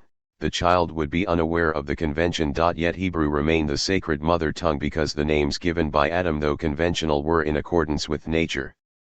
In this sense, Hebrew was the proto-language. Its existence was a precondition for all the rest, for if such a language did not precede it, there could not have been mutual agreement to call a given object by a different name from what it was previously called. For how would the second person understand the second name if he does not know the original name, in order to be able to agree to the changes? Abula lamented that in the course of their exile his people had forgotten their original language. He looked on the Kabbalist as a laborer working to rediscover the original matrix of all the 70 languages of the world. Still, he knew that it would not be until the coming of the Messiah that all the secrets of the Kabbalah would be definitively revealed. Only then, at the end of time, would all linguistic differences cease, and languages be reabsorbed back into the original sacred tongue. This is not the only surprise provided by Abula, however. The Kabbalah of the names, or the ecstatic Kabbalah, was based in the practice of reciting the divine names hidden in the Torah by combining the letters of the Hebrew alphabet. In a process of free linguistic creativity, it altered, disarticulated, decomposed, and recomposed the textual surface to reach the single letters that served as its linguistic raw material. And begin by combining this name, namely, Yahweh, at the beginning alone, and examining all its combinations and move it, turn it about like a wheel, returning around front and back, like a scroll, and do not let it rest. But when you see its matter strengthened because of the great motion, because of the fear of confusion of your imagination, and rolling about of your thoughts, and when you let it rest, return to it and ask it until there shall come to your hand a word of wisdom from it. Do not abandon it. Afterwards go on to the second one from it, Adonai, and ask of it its foundation Yezido, and it will reveal to you its secret Sodo. And then you will apprehend its matter in the truth of its language. Then join and combine the two of them, Yahweh and Adonai, and study them and ask them, and they will reveal to you the secrets of wisdom. Afterwards combine Elohim, and it will also grant you wisdom, and then combine the four of them, and Nd, the miracles of the perfect one, i.e., God, which are miracles of wisdom. What justed this process of textual dissolution was that, for Abula, each letter, each atomic element, already had a meaning of its own, independent of the meaning of the symptoms in which it occurred. Each letter was already a divine name, since in the letters of the name each letter is already a name itself. Know that Yod is a name, and Yad is a name, Parush Havdalah to Rabbi Akiva. Paleographers say that in certain codes of the Divine Comedy I is written as Y. Why can this not lead us to suppose that the I of Dante was the Yod of Abula, a divine name? I have spoken of the idea of the evolution of the primeval Adamic Hebrew, of a possible doctrine of a common active intellect, and of Yod as a name of God. None of these elements, taken separately, constitutes a proof. Taken together they sound, to say the least, very intriguing. Could Dante have known the theories of Abula? Abula visited Italy on several occasions. He was in Rome in VE years before the birth of Dante. He remained on the peninsula until, when he returned to Barcelona, he returned to Rome with the project of converting the Pope. He journeyed afterward to Sicily, where all trace of him is lost somewhere near the end of the S. His ideas incontestably exercised an influence on contemporary Italian Jewish thought. We have a record of a debate in between Hillel of Verona, who had probably met Abula 20 years earlier, and Ziracchia of Barcelona, who arrived in Italy at the beginning of the S. Hillel, who had acquaintances in the world of Bolognese intellectuals, had written to Ziracchia to ask him the question RST posed by Herodotus: in what language would a child speak if it were brought up with no linguistic stimuli? Hillel sustained that such a child would naturally speak Hebrew, because Hebrew was man's original natural language. Hillel either did not know or disregarded the fact that Abula was of a different opinion. Not so with Ziracchia. He sarcastically remarked that Hillel had been taken in by the siren song of the uncircumcised of Bologna. The RST sounds emitted by a child without linguistic education, he asserted, would resemble the barking of dogs. It was madness to sustain that the sacred language could be naturally bestowed on man. Man possessed a linguistic potential, but it was a potential that could be activated only through the education of the vocal organs. This, however, required instruction. At this point, Ziracchia brought forward a proof that recurs in a number of post-Renaissance Christian authors, for example in Walton's In Biblia Polyglotta Prolegomena of Orvalisio's De Sacra Philosophia of had there been the primordial gift of an original sacred language, then all human beings regardless of their native tongue would have the innate ability to speak it. The existence of this debate is enough to show without the invention of a meeting between Dante and Abula, that Abula's ideas were subject to discussion in Italy, especially in the Bolognese intellectual circles that influenced Dante, and that from them, as Maria Corti argues, he absorbed his notion of the Formolocutionese. Nor does the Bologna debate constitute the only point of encounter between Dante and Jewish thought. I am using freely various bits of information on the Italian Jewish milieu in the Middle Ages provided by Jacqueline Jennot Bismuth, especially in her still unpublished and huge research on Emmanuel of Rome. It is striking to notice how many things happened in the Jewish milieus in Verona, Forli, and Bologna, all places that Dante visited, and do not forget that Hillel was from Verona and that in Verona Dante wrote part of the Paradise. At the close of the 13th century, a scholar named Yehuda Romano gave a series of public readings of the Divine Comedy for his co-religionists. A Lionello de Ser Daniel did likewise, using a Divine Comedy transliterated into Hebrew script, and the surprising personage Emmanuel of Rome, in his own poetic compositions, seemed to launch an attack on Dante's ideals, almost aspiring to produce a sort of counter-comedy in Hebrew. Naturally, such information only establishes the influence of Dante on Italian Jewish culture, not the other way around. Yet Jennot Bismuth is able to show opposing influences as well, even to the point of suggesting that Dante's theory of the four senses of Scripture found in his Epistula 13 had a Jewish origin. Such a hypothesis may be too bold. There were any number of Christian sources from which Dante might have drawn this doctrine. What seems less daring and in fact entirely plausible is the suggestion that Dante would have heard echoes of the debate between Hillel and Ziracchia. One could say that in De Vulgari Eloquentia he appears still close to the position of Hillel, or that of the Christian inspirers for whom Ziracchia reproached Hillel, while in Paradise he turned toward the positions of Ziracchia, that is, the position of Abula. Dante visited Forli and in this same city Hillel presumably died. There is much discussion about whether Dante was in touch with Emmanuel of Rome or not. I cannot thrust my nose into such specialized historical questions, and there are many legends surrounding the notion of such a connection, as there is still much debate as to the extent of the influence on Dante of Arab sources. The real problem is different. If, for instance, somebody asked whether my writings have been influenced by Dewey or Merleau-Ponty, the philological problem would not be whether I had actually met Dewey or Merleau-Ponty. The problem would be to establish, RST, whether there are detectable literal or conceptual analogies between my work and theirs, and, second, whether I had the physical possibility of reading the books of these thinkers. By the way, I never met either of them, but I have certainly read their books.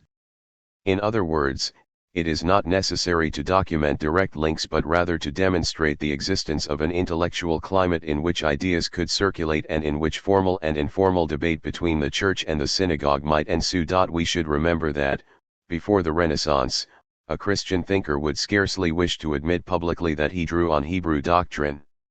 Like heretics, the Jewish community belonged to a category of outcasts that, as L. E. Goff shrewdly observes, the Middle Ages officially despised but at the same time admired, regarding them with an admixture of attraction and fear, keeping them at a distance but making sure that the distance was near enough so they would always remain close at hand. What was termed charity in their regard more resembled the game that cats play with mice. Before it was rehabilitated by the humanist culture, Christianity knew little of the Kabbalah.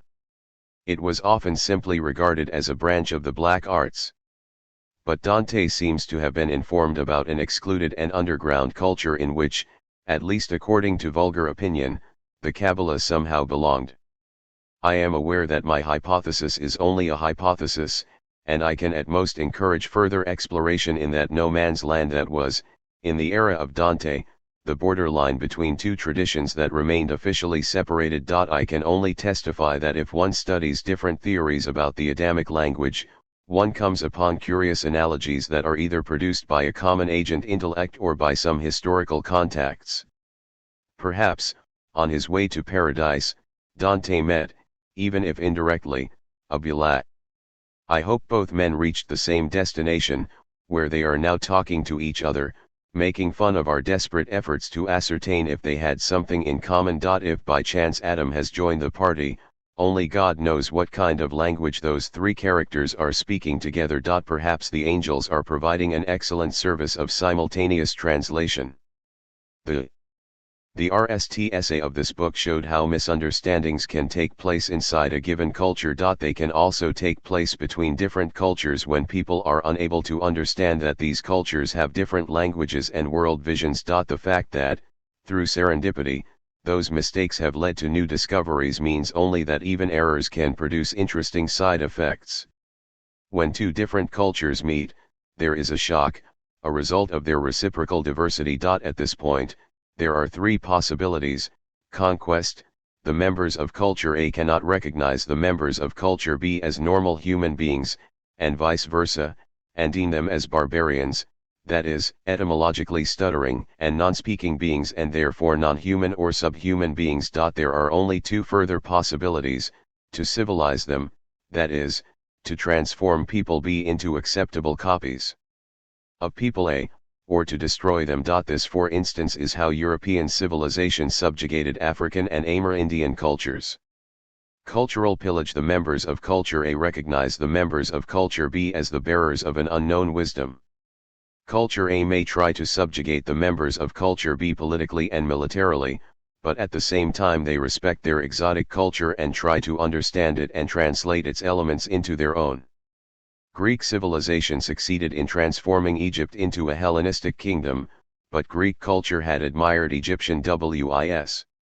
From Marco Polo to Leibniz. Stories of intellectual misunderstandings. Since the times of Pythagoras and tried to steal, so to speak, the secret of Egyptian mathematics, alchemy, magic, and religion. A similar curiosity about and admiration and respect for Egyptian wisdom reappeared in modern European culture, from the Renaissance down to our own day. Exchange: this two-way process of reciprocal unions and respect is certainly wreaked in the early contacts between Europe and China. At the time of Marco Polo and certainly at the time of Father Matteo Ricci, these two cultures were exchanging their secrets. The Chinese accepted from the Jesuit missionaries many aspects of European science, and the Jesuits brought to Europe many aspects of Chinese civilization, to such an extent that Italians and Chinese are still debating the question of who invented spaghetti. Conquest, cultural pillage, and exchange are abstract models, and in reality there are a variety of cases in which these three attitudes are merged. There are also two other ways for cultures to interact. I am not interested in the RST, exoticism by which a given culture, through misinterpretation and aesthetic bricolage, invents an ideal image of a distant culture, such as the Xinhua series of the past, or Gauguin's Polynesia, or the Siddhartha syndrome of the hippies, or the Paris of Vincente Minnelli. The second phenomenon is more difficult to label, but let me essay for the moment a tentative definition. We, in the sense of human beings, travel and explore the world, carrying with us some background books. These need not accompany us physically, the point is that we travel with preconceived notions of the world, derived from our cultural tradition. In a very curious sense we travel knowing in advance what we are on the verge of discovering, because past reading has told us what we are supposed to discover. In other words, the ignorance of these background books is such that, irrespective of what travelers discover and see, they will interpret and explain everything in terms of these books. For example, all medieval tradition convinced Europeans of the existence of the unicorn, an animal that looked like a gentle and slender white horse with a horn on its muzzle. Because it was increasingly difficult to come upon unicorns in Europe, indeed, according to analytic philosophers, they do not exist, although I am not sure I agree. Tradition decided that unicorns were living in exotic countries such as the kingdom of Prestigion in Ethiopia. When Marco Polo traveled to China, he was obviously looking for unicorns. Marco Polo was a merchant, not an intellectual, and moreover when he started traveling he was too young to have read many books. But he certainly knew all the legends current in his time about exotic countries, so he was prepared to encounter unicorns, and he looked for them. On his way home, in Java, he saw some animals that resembled unicorns, because they had a single horn on their muzzles, and because an entire tradition had prepared him to see unicorns, he identified these animals as unicorns. But because he was naive and honest, he could not refrain from telling the truth. And the truth was that the unicorns he saw were very different from those represented by a millennial tradition. They were not white but black. They had pelts like buffalo, and their hooves were as big as elephants. Their horns, too, were not white but black, their tongues were spiky, and their heads looked like wild boars. In fact, what Marco Polo saw was the rhinoceros. We cannot say Marco Polo lied. He told the simple truth, namely, that unicorns were not the gentle beasts people believed them to be. But he was unable to say he had found new and uncommon animals. Instinctively, he tried to identify them with a well-known image. Cognitive science would say that he was determined by a cognitive model. He was unable to speak about the unknown but could only refer to what he already knew and expected to meet. He was a victim of his background books. Let me consider now another story. As I discussed in the preceding chapter, for a long time European theologians, grammarians, and philosophers dreamed of rediscovering the language of the RST man Adam, lost since, according to the Bible, God confused the languages of mankind to punish the pride of those who wanted to build the Tower of Babel. The Adamic language had to be perfect because its names showed a direct analogy with the nature of things, and for a long time it was universally maintained that this perfect language corresponded to the original Hebrew.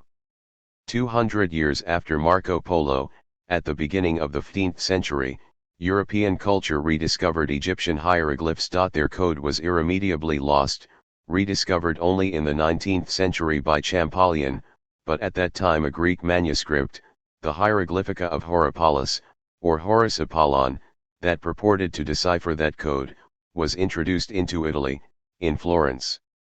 Today we know that sometimes hieroglyphs stand for the things of which they are the images, but more frequently they possess a phonetic value. Following the fabulous interpretation of Horopolis, however, the scholars of the 15th, 16th, and 17th centuries believed that they signed mysterious and mystical truths understandable only by initiates. They were divine symbols, able to communicate not merely the names or forms of things but their very essences, their true and deeply mysterious meanings. They were thus considered the RST instance of perfect language. Horopolis's booklet seems to be a Greek translation of more ancient Egyptian texts. It is divided into short chapters that explain, for example, that the Egyptians represented age by depicting the sun and the moon or the month by a palm branch. In each case, there follows a brief description of the symbolic meaning of the gur and in many cases its polysemic value. For example, the vulture is said to signify mother, sight, the end of a thing, knowledge of the future, year, sky, mercy, Minerva, Juno, or 2 drachmas. Sometimes the hieroglyphic sign is a number. Pleasure, for example, is denoted by the number, because, allegedly, sexual activity begins at the age of 16. Because it takes two to have intercourse, however, intercourse is denoted by a double. We now know that Horapollus's text was a Hellenistic compilation dating from as late as the 5th century AD, and although certain passages indicate that the author did possess exact information about Egyptian hieroglyphs, the Hieroglyphica seem to be based on some texts written a few centuries earlier. Horapollus was describing a written system whose last example is on the Theodosius Temple, AD. Even if these inscriptions were still similar to those elaborated 3,000 years before, the Egyptian language in the 5th century had radically changed. Thus, when Horapollus wrote his text, the key to understanding hieroglyphs had long been lost. Hieroglyphic writing is undoubtedly composed in part of iconic signs. Some are easily recognizable, such as eagle, owl, bull, snake, eye, foot, man seated with cup in hand. Others are stylized: the hoisted sail, the almond-like shape for a mouth, the serrated line for water. Other signs, at least to the untrained eye, seem to bear only the remotest resemblance to the things they are supposed to represent. For instance, a little square stands for a seat, a semicircle represents bread. All these signs are ideograms that work by rhetorical substitution. Thus an innated sail serves to represent the wind, a man seated with a cup means drink, a cow's ear means to understand. Because not everything can be represented ideographically, ancient Egyptians turned their ideograms into simple phonograms. Thus, to represent a certain sound, they put the image of a thing whose name sounded similar. To take an example from Champollion's RST decipherment, a, the mouth, in Egyptian, ro, was chosen to represent the Greek consonant ro, the eagle represented a, the jagged line for water represented n, and so on. The necessary premise for decipherment of hieroglyphs was supplied by a stroke of pure fortune when one of Napoleon's soldiers discovered a trilingual text, the famous Rosetta Stone, which bore an inscription in hieroglyphic, in demotic, a cursive, administrative script elaborated about BC, and in Greek. But the Rosetta Stone was unknown both at the time of Horapollus and when his book was read by the Western world. Horapollus, however, was not totally wrong in attributing mystic significance to the images. By the early Christian ages, Egypt had already abandoned many of its ancient traditions, but knowledge of sacred writing was still preserved by priests living within the sacred enclosures of the ancient temples. Because the sacred writing no longer served any practical purpose but was used only for initiatory purposes, these last priests began to introduce complexities into it, playing with the ambiguities inherent in a form of writing that could be read either phonetically or ideographically. The discovery that by combining different hieroglyphs evocative visual emblems might be created inspired these last scribes to experiment with increasingly complicated and abstruse combinations, and they began to formulate a sort of Kabbalistic game based, however, on images rather than letters. Thus was formed a halo of visual connotations and secondary meanings around the terms represented by phonetic signs, a basso ostinato of associated meanings that served to amplify the original semantic range of the terms. Horapollus, unable to read the hieroglyphs, received only imprecise information about their symbolical interpretation and transmitted it to the West. The West, in its turn, regarded the hieroglyphs as the work of the great Hermes Trismegistus himself, and therefore as a source of inexhaustible wisdom. While this mistake was fully comprehensible, the truth was not that simple.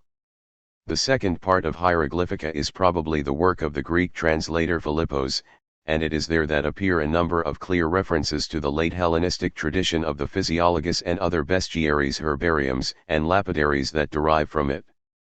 Consider, for example, the case of the stork. When the Hieroglyphica reaches the stork, it says, "How do you represent one who loves the Father?"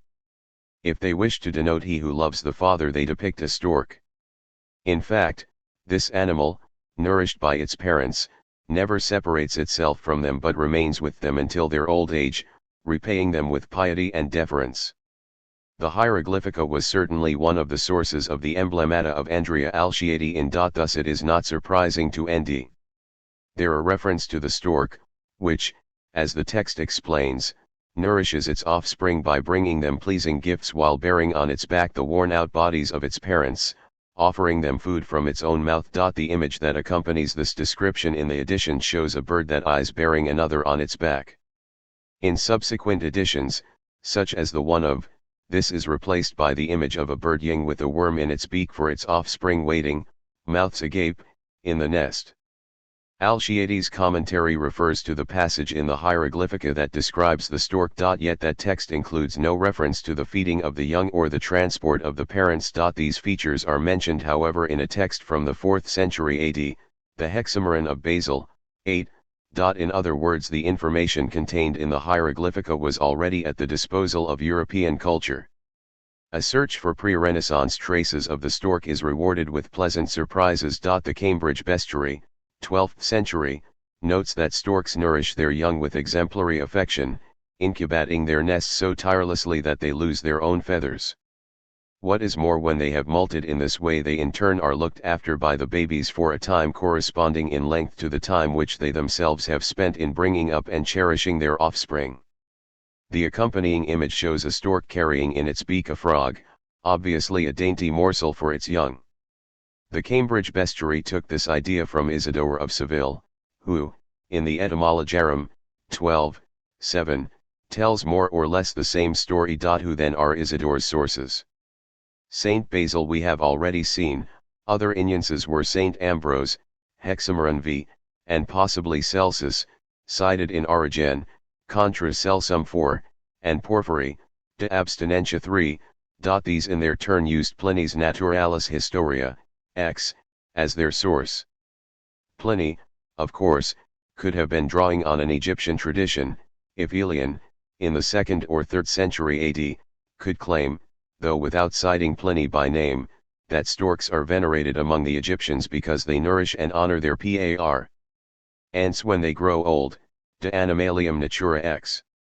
But the idea can be traced back even further, to Plutarch, De Solertia Animalium, Cicero, De Nibus Bonorum et Malorum 2, Aristotle, Historia Animalium 9, b.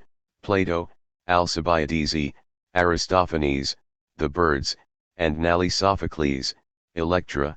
There is nothing to prevent us from imagining that Sophocles himself was drawing on ancient Egyptian tradition, but, even if he were, it is evident that the story of the stork has been part of Occidental culture for as long as we might care to investigate. It follows then that Horapolus did not reveal anything hot. To any reader familiar with medieval and classical culture, his booklet differs little from the bestiaries current in the preceding centuries. It merely adds some information about specifically Egyptian animals, such as the ibis and the scarab, and neglects to make some of the standard moralizing comments or biblical references. This was clear even to the Renaissance. In his Hieroglyphicus of De Sacri Egyptorum Aliarum Gentium Literis of, Piero Valeriano never tired of employing his vast stock of knowledge of classical and Christian sources to note the occasions where the assertions of Horapolus might be confirmed. Yet instead of reading Horapolus in the light of a previous tradition, he re-examines this whole tradition in the light of Horapolus. I am speaking of the rereading of a text, or of a network of texts, that had not been changed during the centuries, a semiotic incident that, as paradoxical as some of its effects may have been, was, in terms of its own dynamic, quite easy to explain. Horapolus's text, qua text, differs little from other similar writings, which were previously known, yet the humanists read it as a series of unprecedented statements. The reason is simply that 15th century readers saw it as coming from a different author. The text had not changed, but the voice supposed to utter it was endowed with a different charisma. This changed the way in which the text was received and the way in which it was consequently interpreted.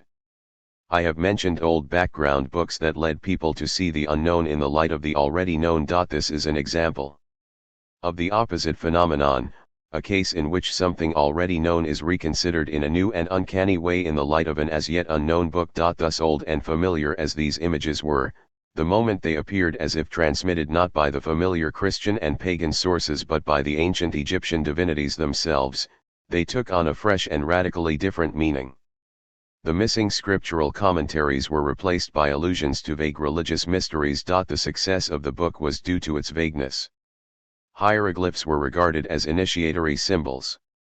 This is the way ancient Egyptian hieroglyphs were considered by one of the most learned men of the 17th century, the Jesuit Athanasius Kircher, mainly in his monumental Oedipus Aegyptiacus. Kircher RMLY believed that ancient Egyptian was the perfect Adamic language, and, according to the Hermetic tradition, he identified the Egyptian Hermes Trismegistus with Moses and said that hieroglyphs were symbols, that is, expressions that referred to an occult, unknown, and ambivalent content. Kircher deemed a symbol as a nota significativa of mysteries, that is to say that it is the nature of a symbol to lead our minds by means of certain similarities, to the understanding of things vastly different from the things that are offered to our external senses, and whose property it is to appear hidden under the veil of an obscure expression. Symbols cannot be translated by words, but expressed only by marks, characters, and gears. The symbols were initiatory because they were wrapped in an impenetrable and indecipherable enigma, to protect them from the idle curiosity of the vulgar multitudes. When Kircher set out to decipher hieroglyphs in the 17th century, there was no Rosetta Stone to guide him. This explains his double mistake, namely, believing that hieroglyphs had only symbolic meaning and the absolutely fanciful way in which he identified their meaning. He did not base his work on Horapollus's fantastic bestiary. Instead, he studied and made copies of the real hieroglyphic inscriptions, and his reconstructions, reproduced in sumptuous tables, have an artistic fascination all their own. Kircher poured elements of his own fantasy into these reconstructions, frequently reportraying the stylized hieroglyphs in curvaceous Baroque forms. At times, Kircher seemed close to the intuition that certain hieroglyphs had a phonetic value. He even constructed a rather imaginative alphabet of 21 hieroglyphs from whose forms he derived, through progressive abstractions, the letters of the Greek alphabet. But it was his conviction that, nally, hieroglyphs all showed something about the natural world that prevented him from ever ending the right track. Thus in his Obeliscus Pamphilius Kircher reproduced the images of a cartouche to which he gave the following reading: "The originator of all fecundity and vegetation is Osiris, whose generative power bears from heaven to his kingdom the sacred Moftha." This same image was deciphered by Champollion, who in his Lettre à Dacier used Kircher's own reproduction, as Aetka, autocrat or emperor, son of the sun and sovereign of the crown, Khzpztmtns Caesar Domitian Augustus.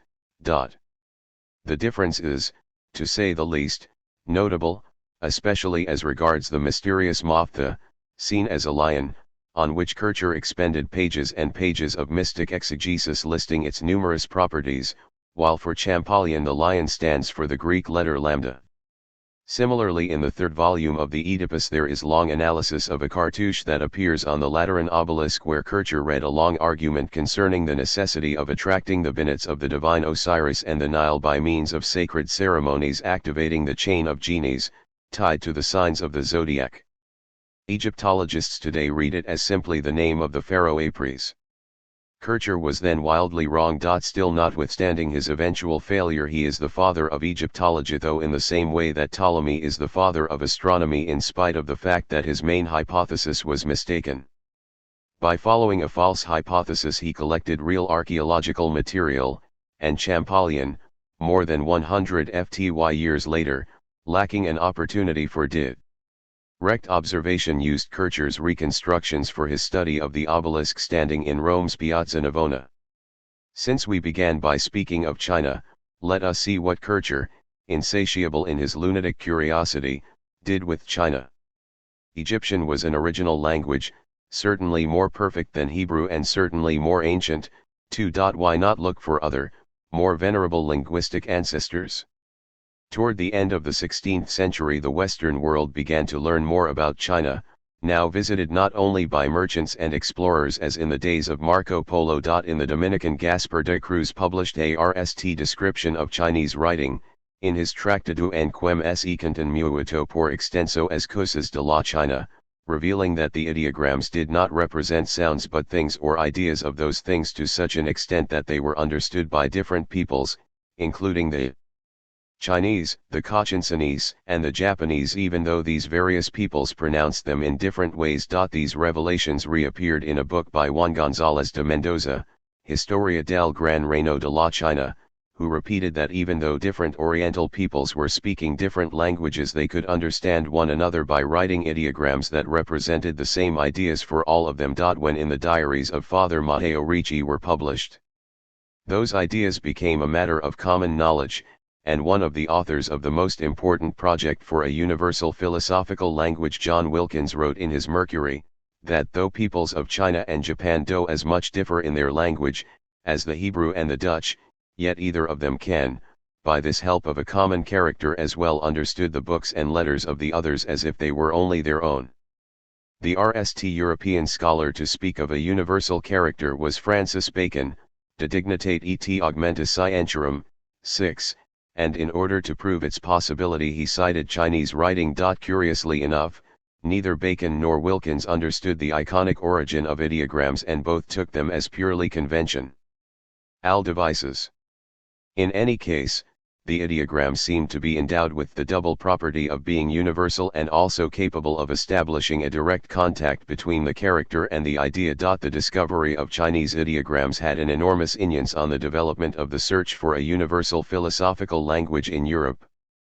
Fascinated as they were by reports of China, some thinkers discovered that Chinese imperial genealogies went further back in time than biblical ones. Thus Isaac de la Peyre in Systema Theologicum ex Praeadameterum Hypothesis, ventured the provocative hypothesis of a mankind prior to Adam. The whole of Hebrew and Christian sacred history, comprehending original sin and the mission of Jesus Christ, thus concerned only the Hebrew people but not the peoples of more ancient lands such as China.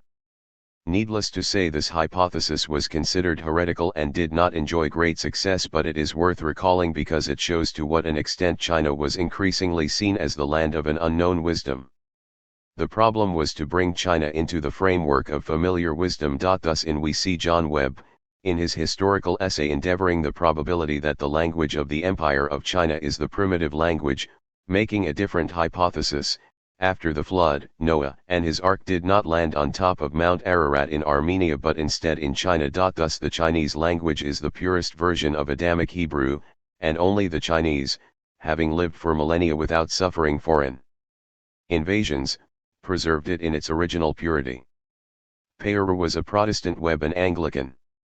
Dealing with the fascination of the Chinese enigma, the Catholic Church reacted in a different way. As early as Jesuit missionaries had sailed toward the Portuguese domain in Asia, Saint Francis Xavier tried to evangelize China. In Matteo Ricci arrived at Macau and at the beginning of the 17th century began a new approach to Chinese culture, deciding to become a Chinese among Chinese. But let us return to Kircher. He was fascinated by Chinese civilization and for years collected all the information brought back to Europe by his fellow Jesuits. This led to his publication of an enormous, beautiful book on Chinese marvels and secrets, China Illustrata, China illustrated through its monuments, both sacred and profane, etc.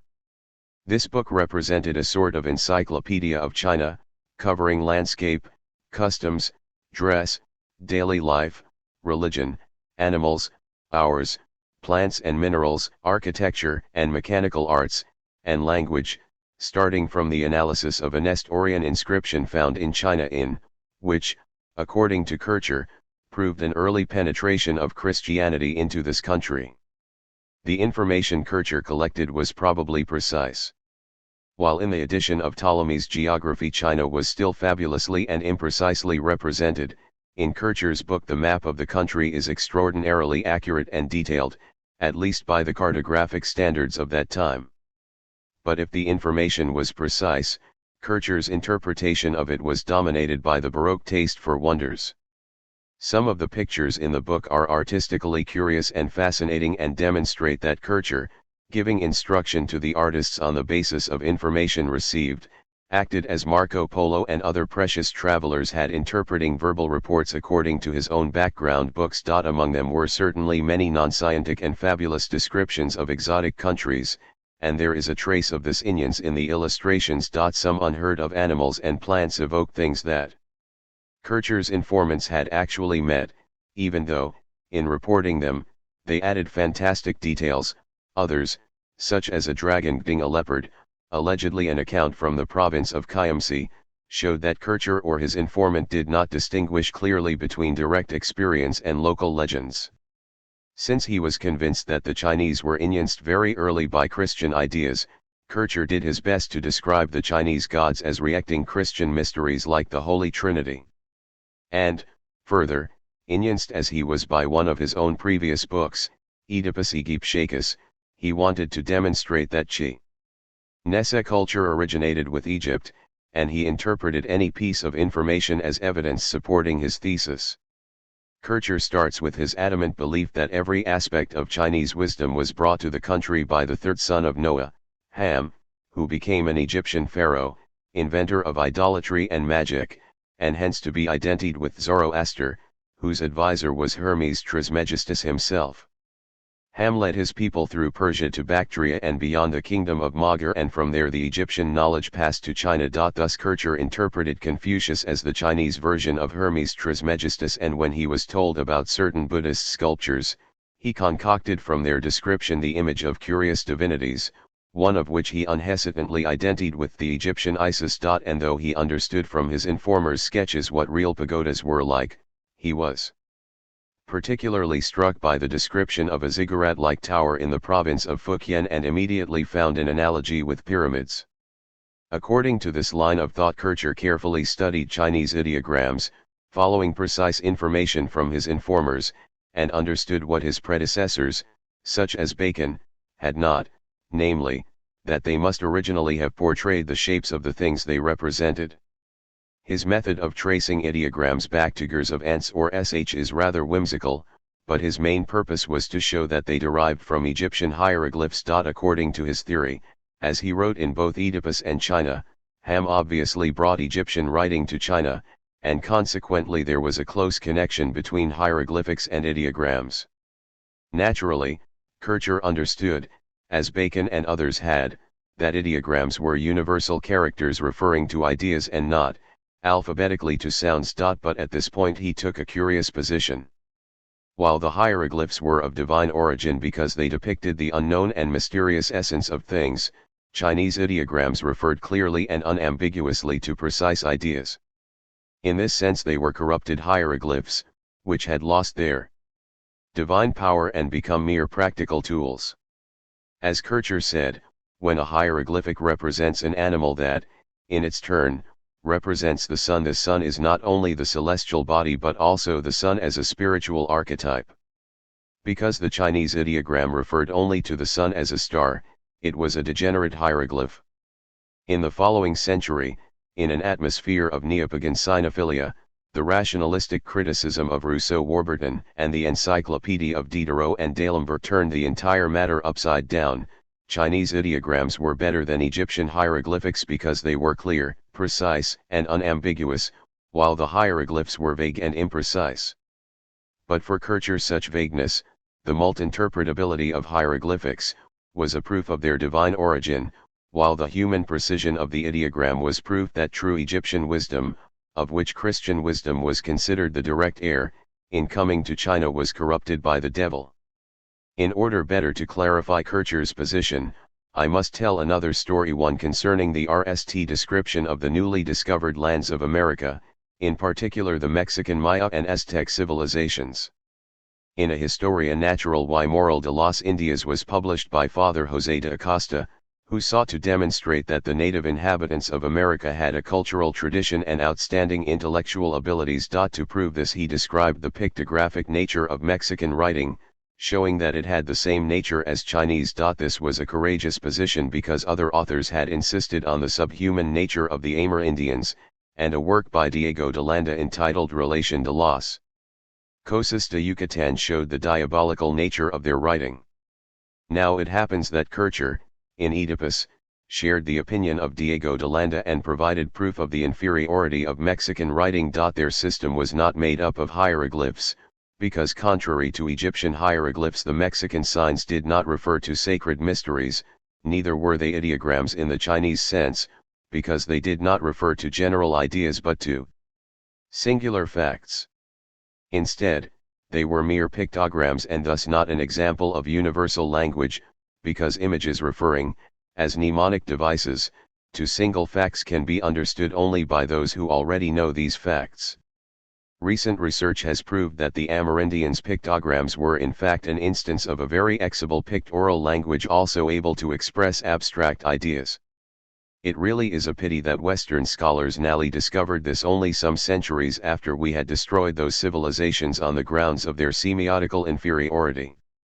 But this is not only a case of new discoveries being influenced by background books, it is a disquieting instance of the influence of political and economic motivations on the reading of newly discovered books.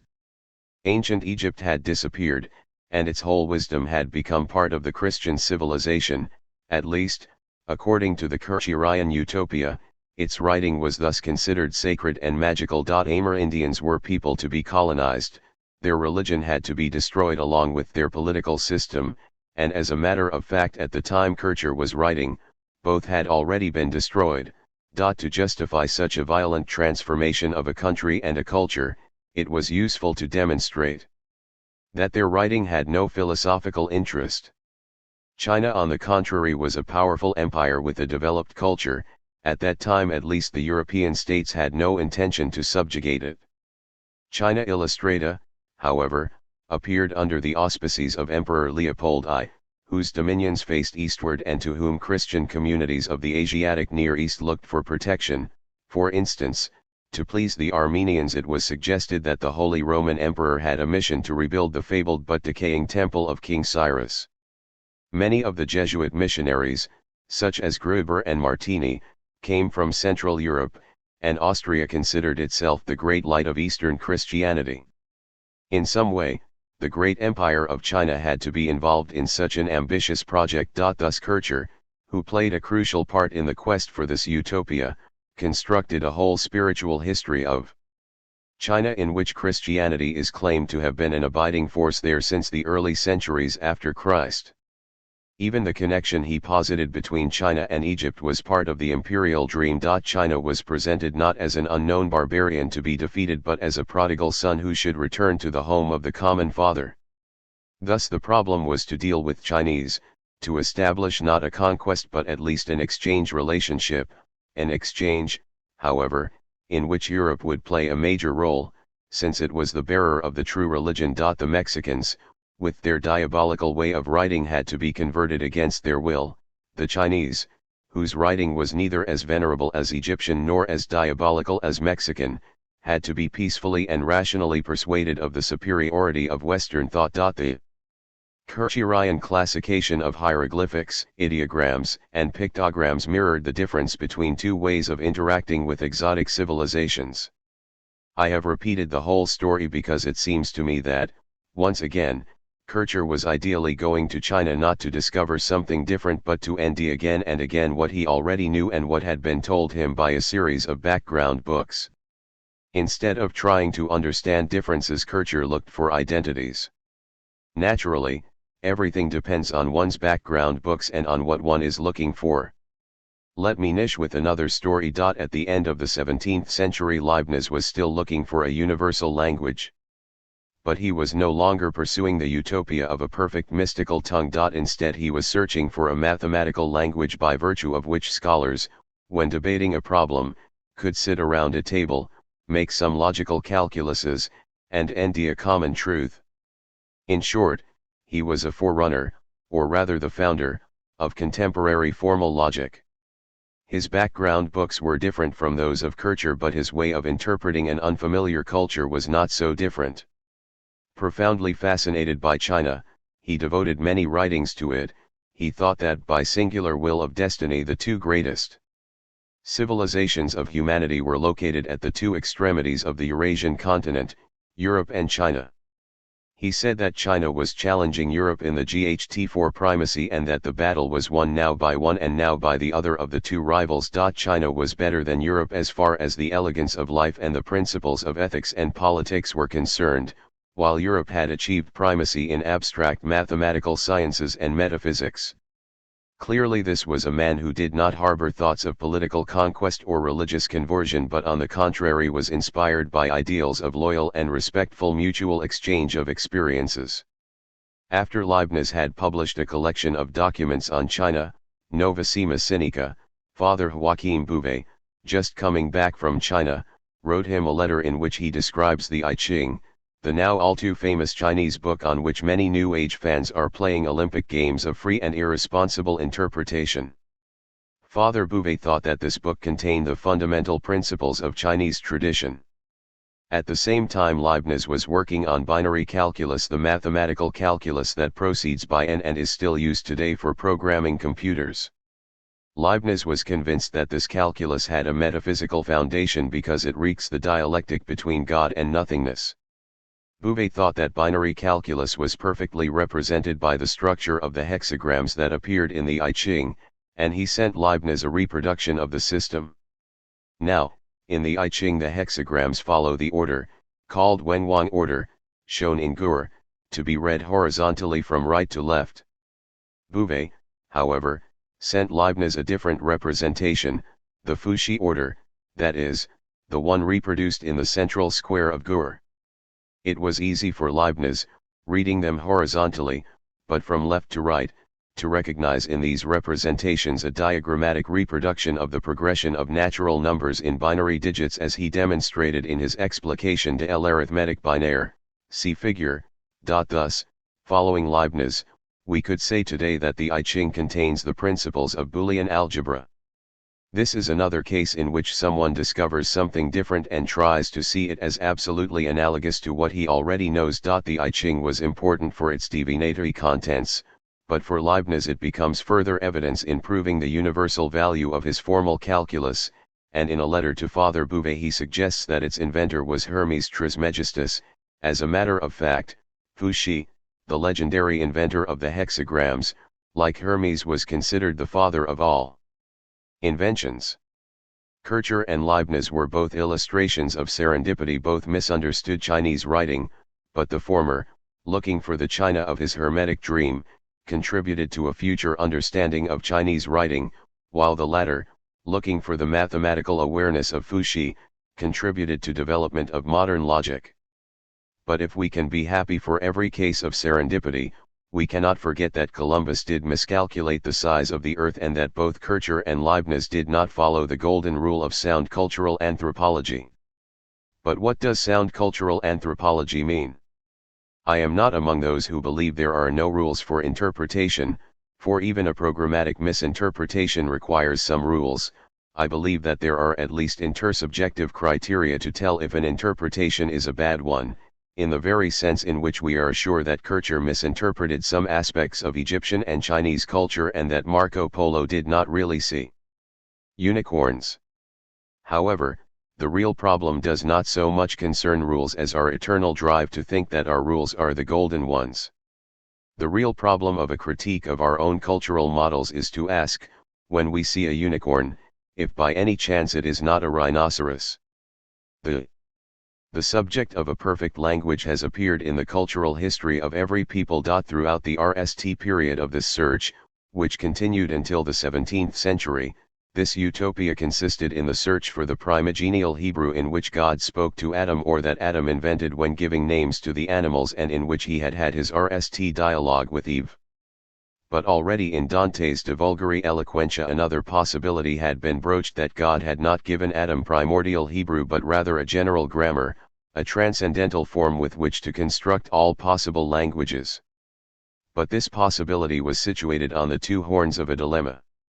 On the one hand, it was possible to conceive of a Comskin God, who gave Adam some deep syntactical structures common to every language subsequently created by the human race, obeying a universal structure of the mind, without waiting for Chomsky. Rivarol, an 18th-century author, had deemed French as the language of reason because its direct order of discourse reproduces the logical order of reality. On the other hand, it could be supposed that God had given Adam some semantic universals, such as high/low, to stand up, to think, thing, action and so on, a system of atomic notions by means of which every culture organizes its own view of the world. Until the arrival of Humboldt, even if one accepted the so-called Epicurean hypothesis by which every people invents its own language to deal with its own experience, no one dared prejure anything similar to the Sapir-Whorf hypothesis, that it is the language of the austral land. Language that gives form to our experience of the world. Thinkers like Spinoza, Locke, Mersenne, and Leibniz admitted that our definitions of man, gold, and so on, depend on our point of view about these things. Nobody, however, denied that it was possible to design a general system of ideas that somehow recreated the way the universe works. Still, even before Dante, Ramon Lull had conceived the idea that there were universal notions, present in the language and in the thought of every people. He even believed that by articulating and combining these concepts common to all men, it would be possible to convince the Indals, namely, the Muslims and the Jews, of the truth of the Christian religion. This idea was revived at the dawn of the 17th century, after the discovery of Chinese ideograms, which were the same in Chinese, Japanese, and Korean, though pronounced differently, for these different peoples referred to the same concepts. The same thing, it was said, happens with numbers, where different words refer to the same mathematical entity. But numbers possessed another attractive aspect. Independently of the variety of languages, all peoples, or very many of them, indicated them with the same cipher or character. The idea that began to circulate especially in Anglo-Saxon circles inspired by the Baconian reform of knowledge was this postulate: a priori, a system of semantic universals, assign to each semantic atom a visual character or a sound, and you will have a universal language. As for the grammar, it would be a question, according to the project, of reducing the declensions or the conjugations themselves in order to derive the various elements of speech from a same root, indicating them with diacritical signs or some other criterion of economy.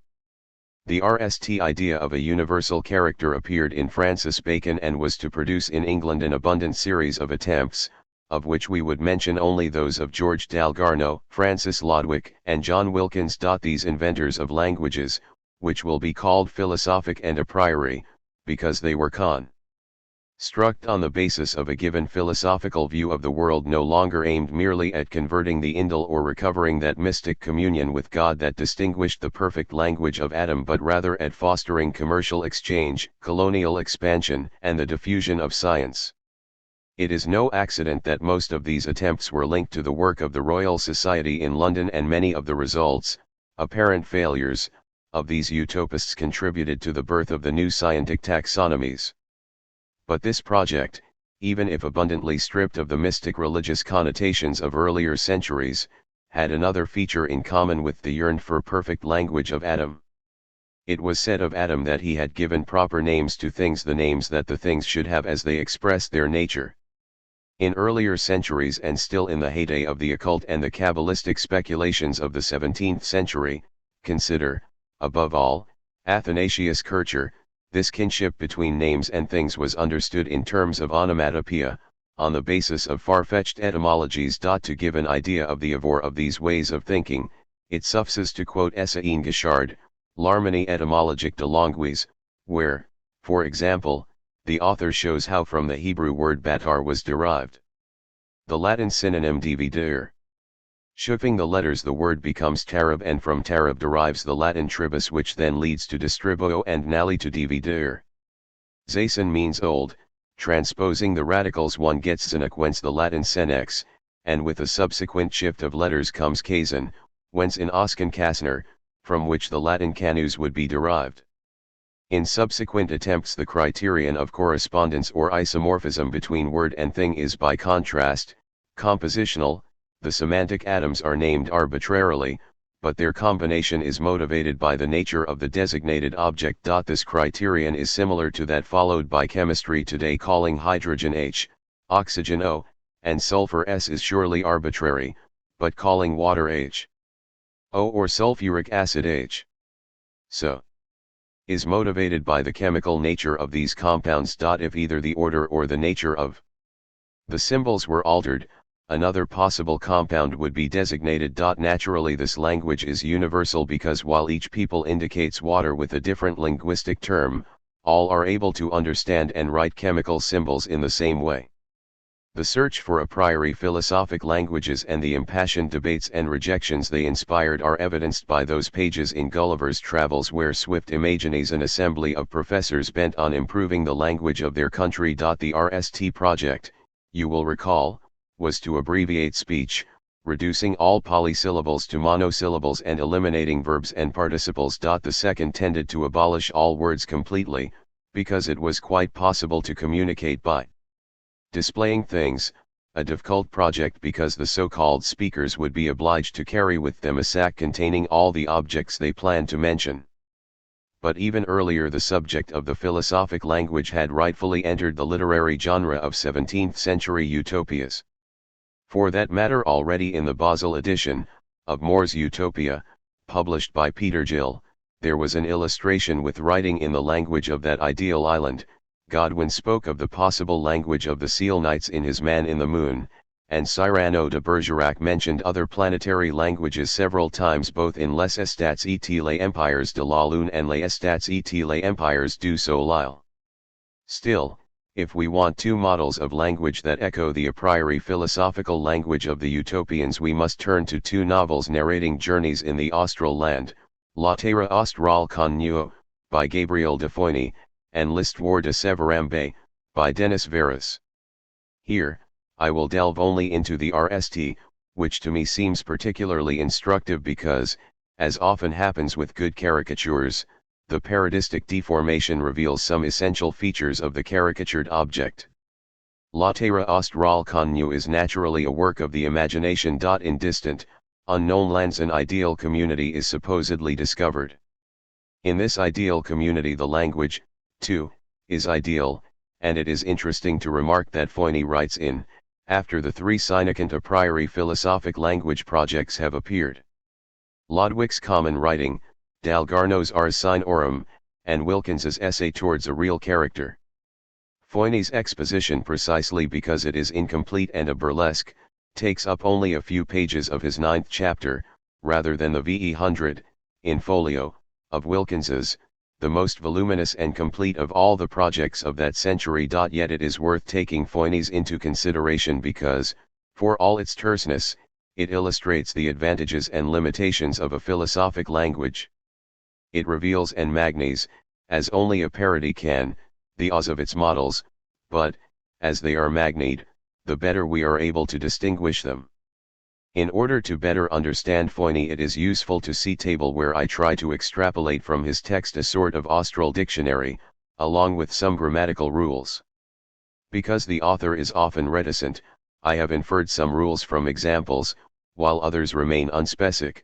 Thus, for example, of 36 accidentals, I have been able to reconstruct only 18. Foigny's austral inhabitants. To express their thoughts, employ three modes, all used in Europe: signs, voice, and writing.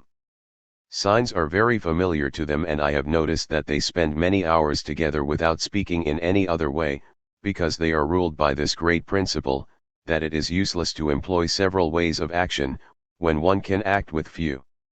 So they speak only when it is necessary to express a long series of propositions. All their words are monosyllabic and their conjugations follow the same criterion.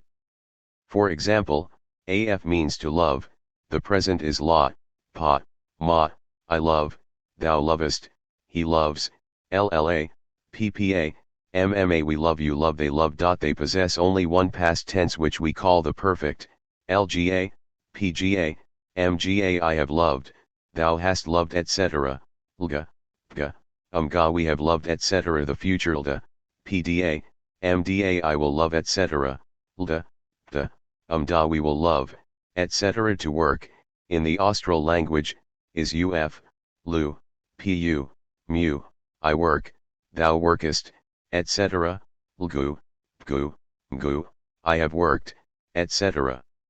Simple bodies: a, re, air I, water o, salt u, earth. Qualities: ai, calm, b, clear c, hot d, nasty f, dry g, bad h, low j, red l, wet m, desirable n, black p, sweet q, pleasant r, bitter s, white t, green x, cold z, high. Actions: af to love, uf to work. Morphological: I signs p, he slash she slash it, plural when doubled, g, past d, future. Verbal forms: la, pa, ma I love, thou lovest, he loves LLA, PPA, MMA we love you love, they love LGA, PGA, MGA I have loved thou hast loved, he has loved LLGA, PPGA, MMGA we have loved, you have loved they have loved. The LANGUHOF the Austral LN. LDA, PDA, MDA I will love etc. LLDA, PPDA, MMDA we will love etc. Examples of compound words. AEB stars, fire plus air plus clear. OB sun, fire plus clear. OEF birds, salt plus air plus dry. UL man, earth plus air plus wet. AF to love, fire plus dry. LA I love, the secretion that love produces in us, PA thou lovest, lover's sweetness, EB clear air IC hot water 9 cold water AF dry RES white air IPM sweet and desirable apple IRD nasty and unpleasant fruit. Table. They have no declensions, no article, and very few words. They express simple things with a single vowel and compound things through vowels that indicate the chief simple bodies that make up those compounds. They know only VE simple bodies of which the RST and most noble is RE which they express with A, then there is air, indicated with E, the third is salt indicated with O, the fourth water which they call I, and the FTH, earth, which they deem as U.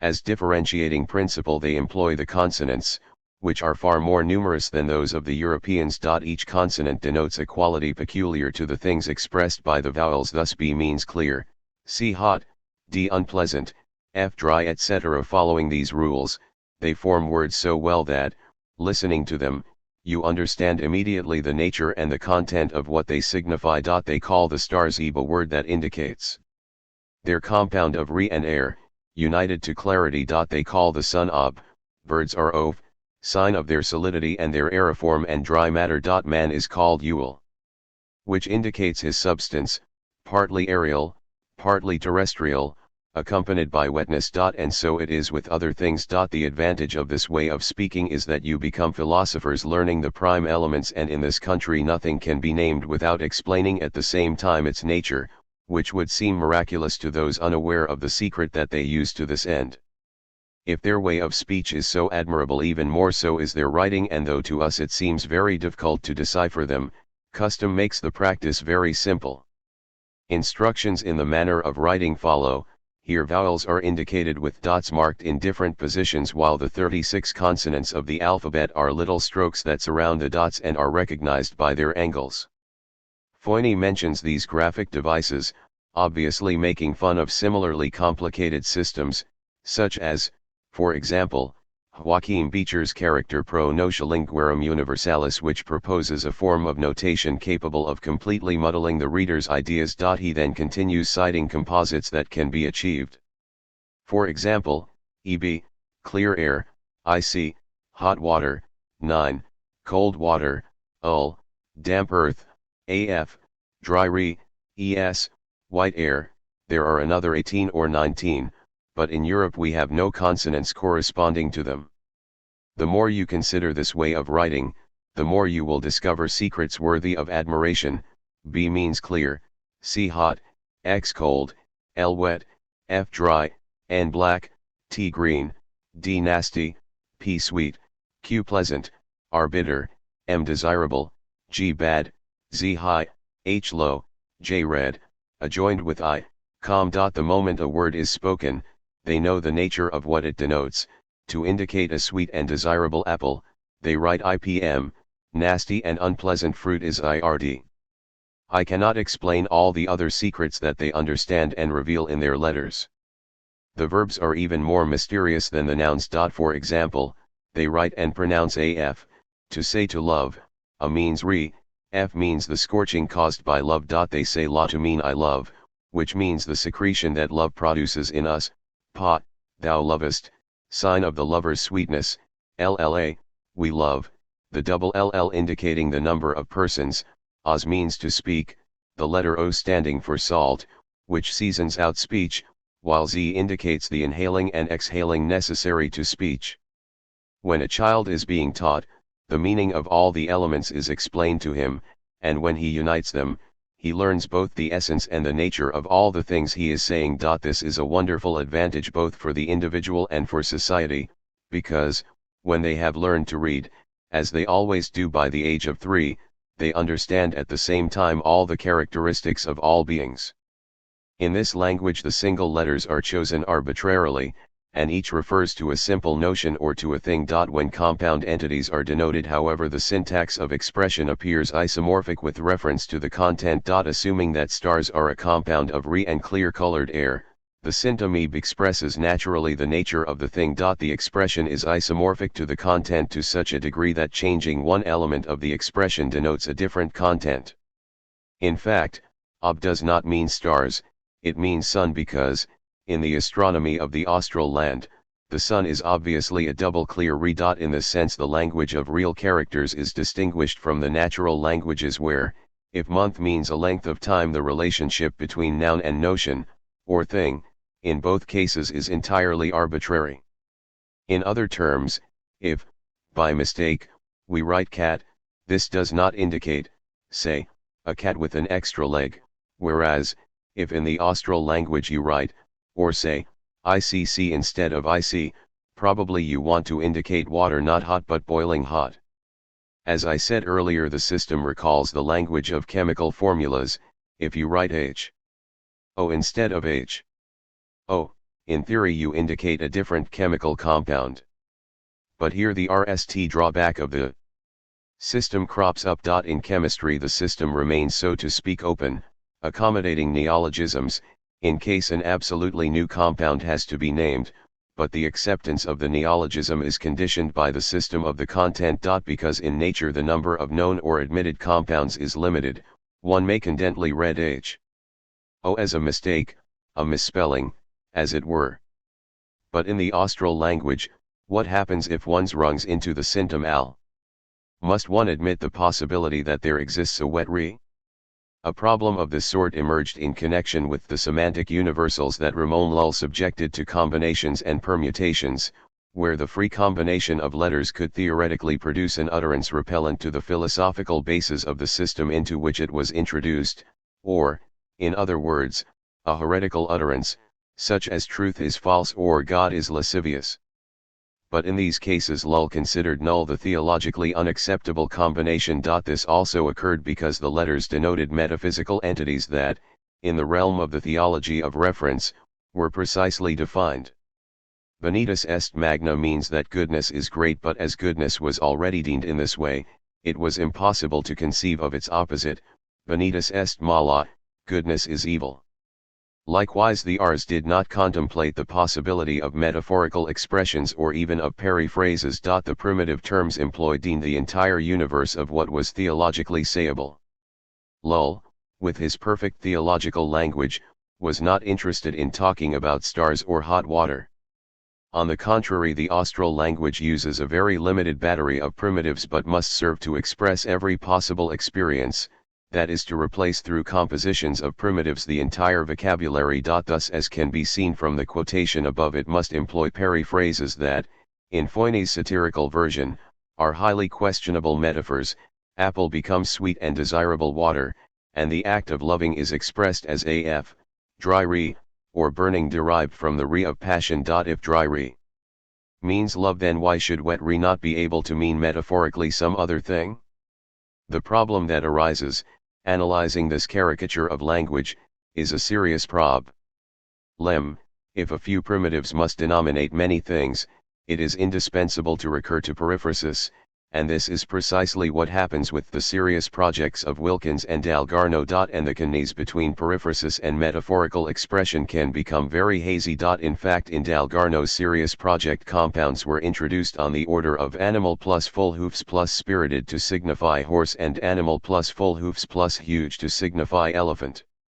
The equally serious project of Wilkins was based on the fact that all ambiguities of language had to be reduced so that every sign would refer to a single, rigorously defined concept.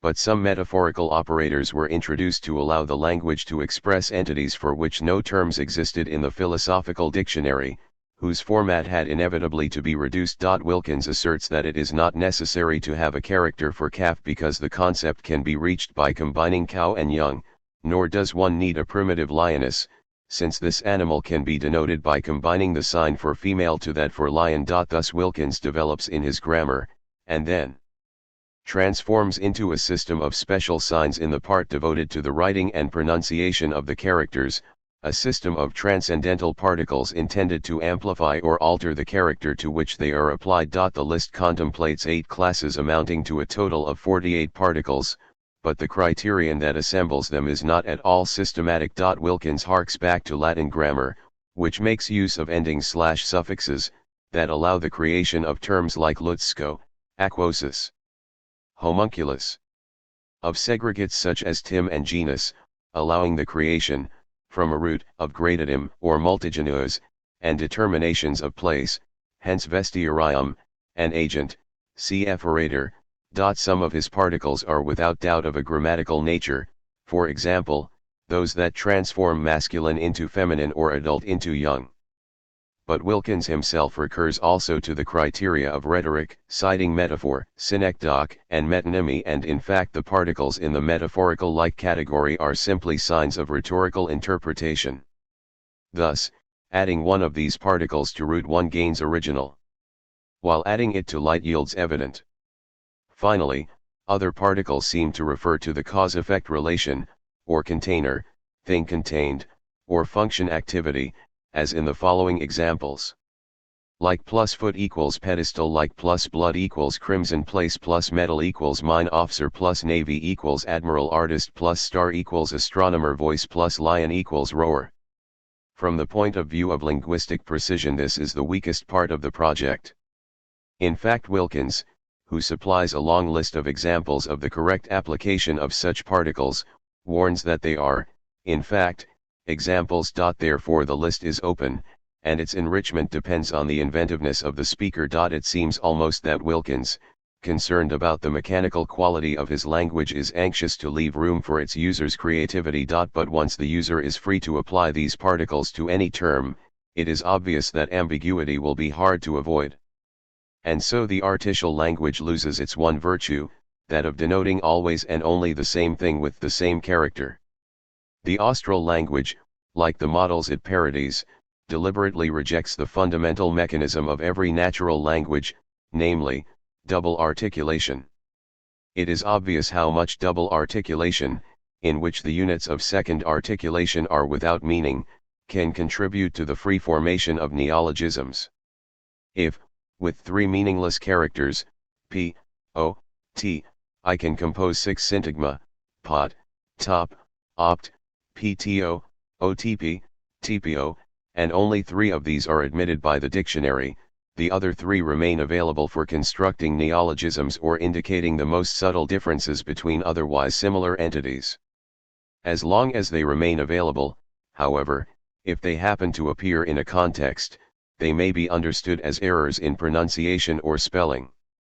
Foyney's system, on the one hand, allows the creation of neologisms only through metaphor and, on the other, obliges us to seek out a meaning for every symptom admitted by the ars combinatoria, because even the slightest phonetic or orthographic change immediately reeks on the content and denotes a different, and possible, entity. Finally, the last limitation of the Austral language is, as occurred with many a priori philosophical languages, the absolute casualness with which the primitives are chosen. We will not speak of the so-called anonymous Spaniard, Pedro Bermudo, who classified the primitives, subdividing them into elements: wind, smoke, ash, hell, purgatory, and center of the earth; celestial entities, stars, lightning, rainbow; intellectual entities, God, Jesus, discourse, opinion, suspicion, soul, stratagem or spectre; secular states, emperor, barons, plebs; ecclesiastical states, artificers, painter or sailor; instruments, effects, love, justice, lust; religion, sacramental confession; tribunal, army; medicine, doctor,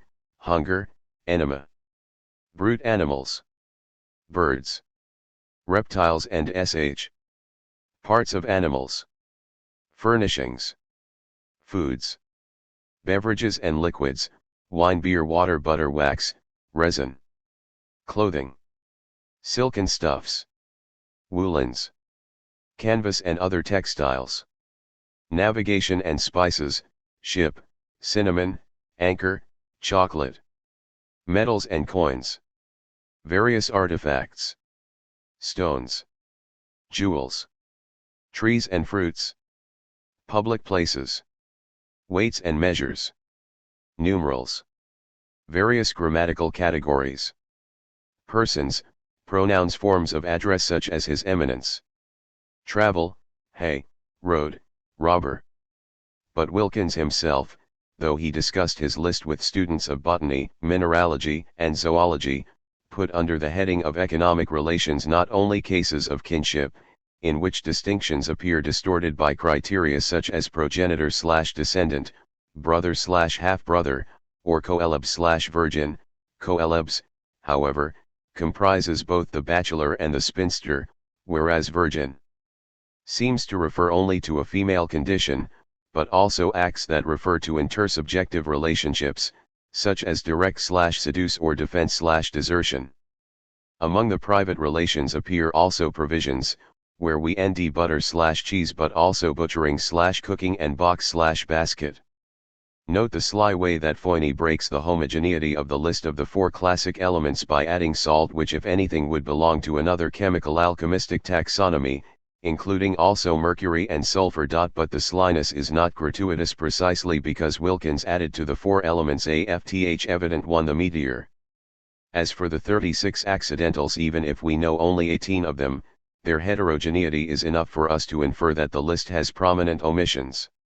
Here Foyne touches palpably the crucial question of the list of the primitives, and he resolves it more in the manner of the anonymous Spaniard than in that of Wilkins, but only to insinuate, it seems, that when it comes to incongruity, there is only a difference of degree between the two systems. The null comic element in the Austral language is that it does not clarify when a letter has a lexical function or when it is morphematic. It seems that L, M, and P, placed in the RST position, function as pronouns. But, in analyzing pa, thou lovest, Foyne speaks of the sweetness of the lover. Thus he assigns to two letters with morphematic functions the meaning they have when they deem accidentals. The solution is comic because it allows us to think that lu, I work, must be interpreted with reference to the sweat produced by the earth, but in that case why would there be sweetness in pu, thou workest? We cannot tell how consciously Foyne was being ironic about the fact that in the philosophical languages the entire grammar is semanticized, but this mischievousness is not to be overlooked. Criticism of a priori philosophical languages for the most part appears, as I have shown, in French satirical works. Perhaps this is not an accident. It was in France that the RST radical criticism of the project took shape in the serious works of Dalgarno, Wilkins, and Lodwick.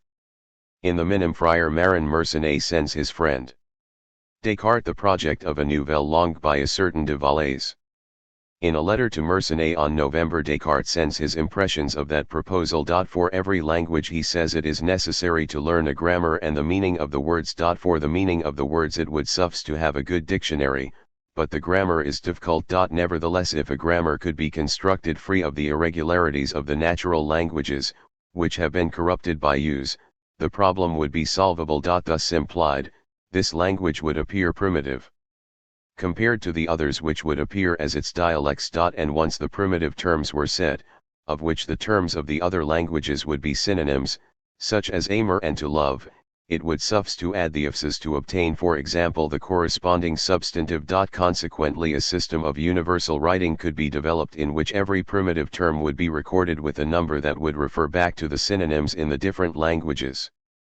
All the same, there would still remain the problem of the sounds to choose for these terms, inasmuch as certain sounds are pleasant and easy for one people and unpleasant for another. The sounds would thus be difficult to learn.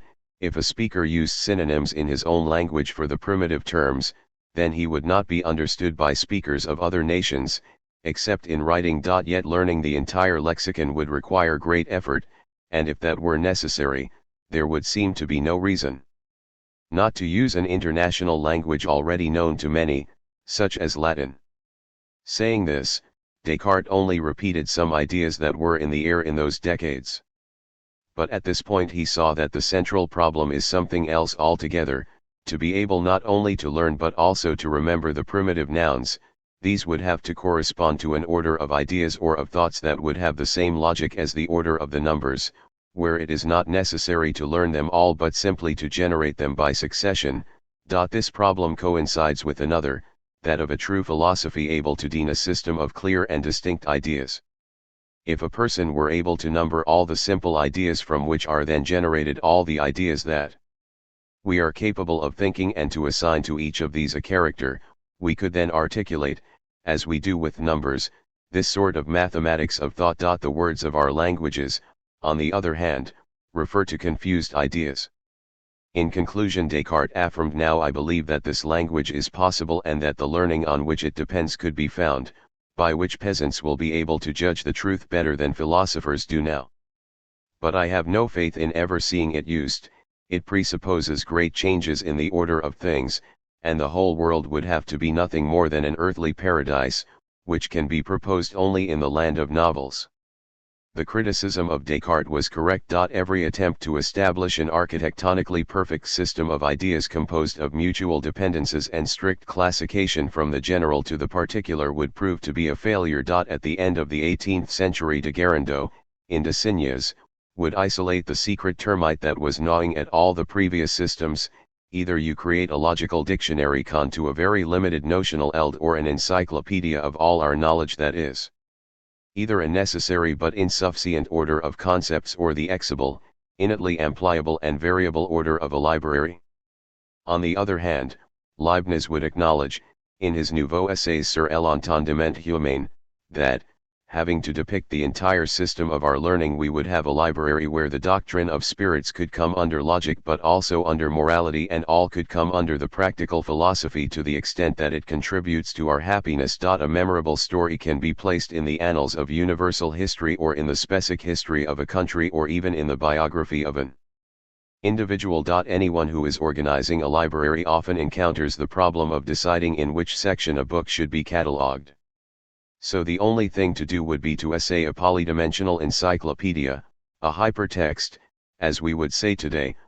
We can almost hear, in advance, the project that would be theorized by D'Alembert at the beginning of the encyclopedia, where he speaks of the système général des sciences et des arts as a labyrinth, a tortuous path composed of diverse branches, some of which converge towards a same center, and since, departing from it, it is not possible to follow all the paths at once, the choice is determined by the nature of the different spirits.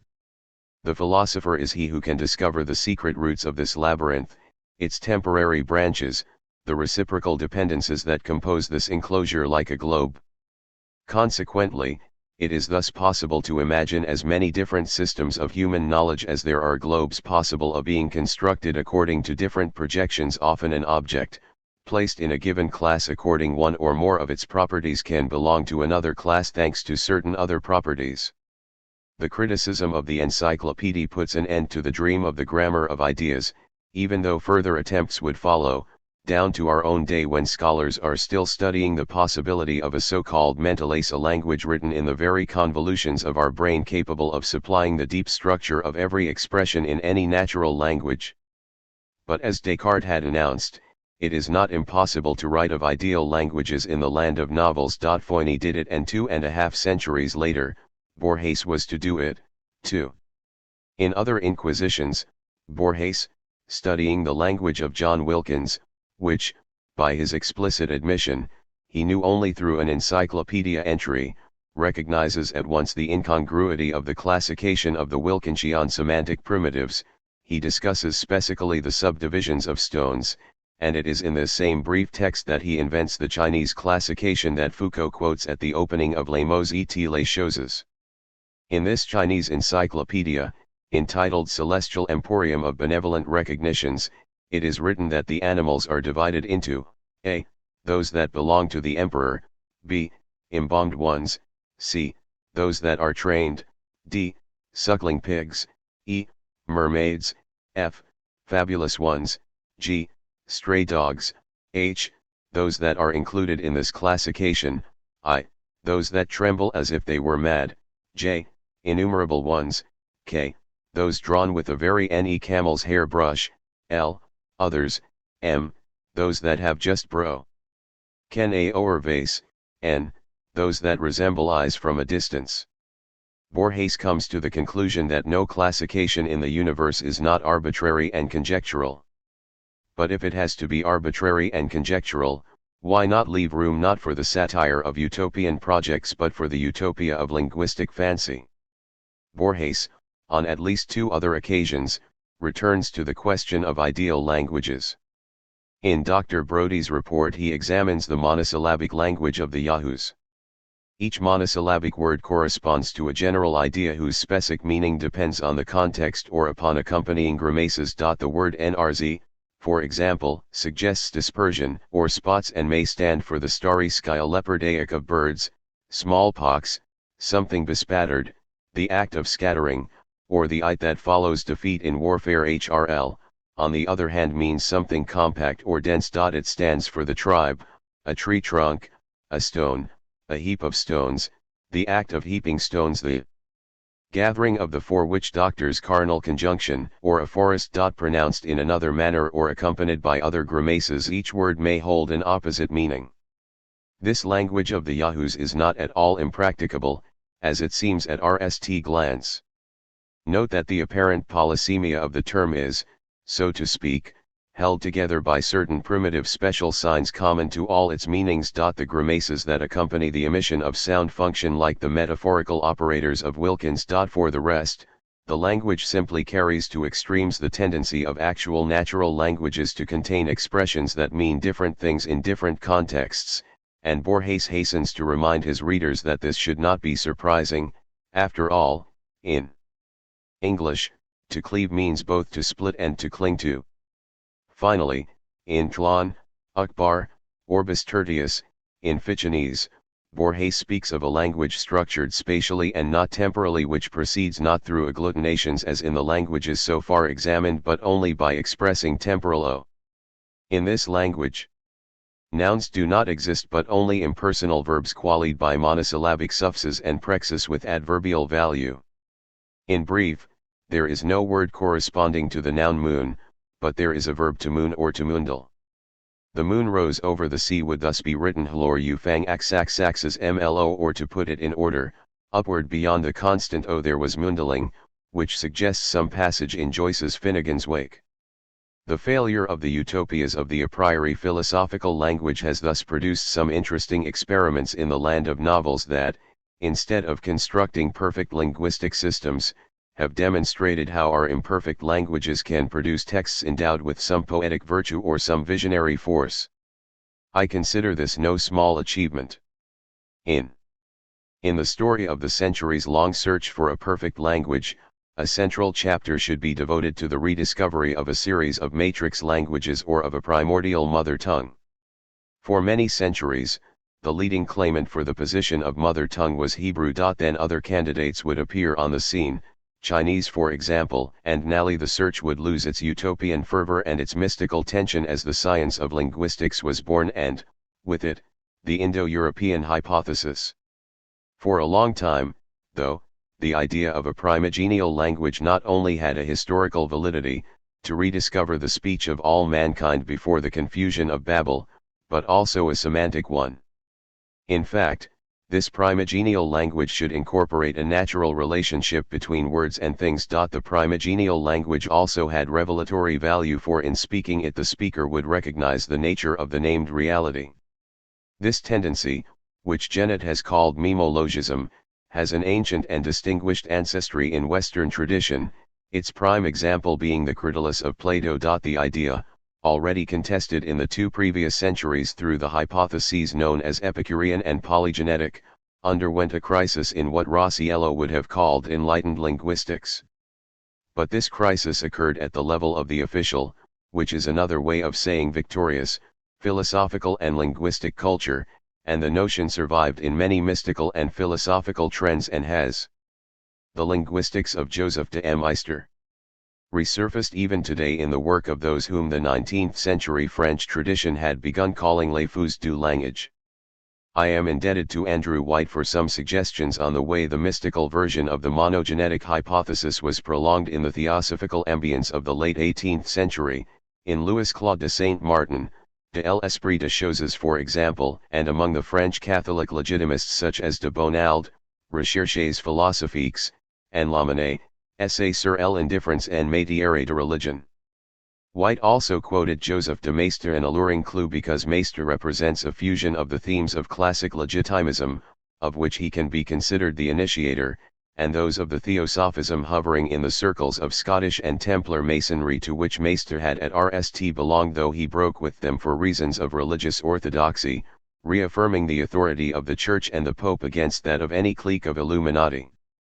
In a debate on the subject, Raffaele Simone suggested that much of the search for a perfect language derived from a sort of neurotic uneasiness because people would like to end in words an expression of the way the world works, and they are regularly disappointed. This is certainly true.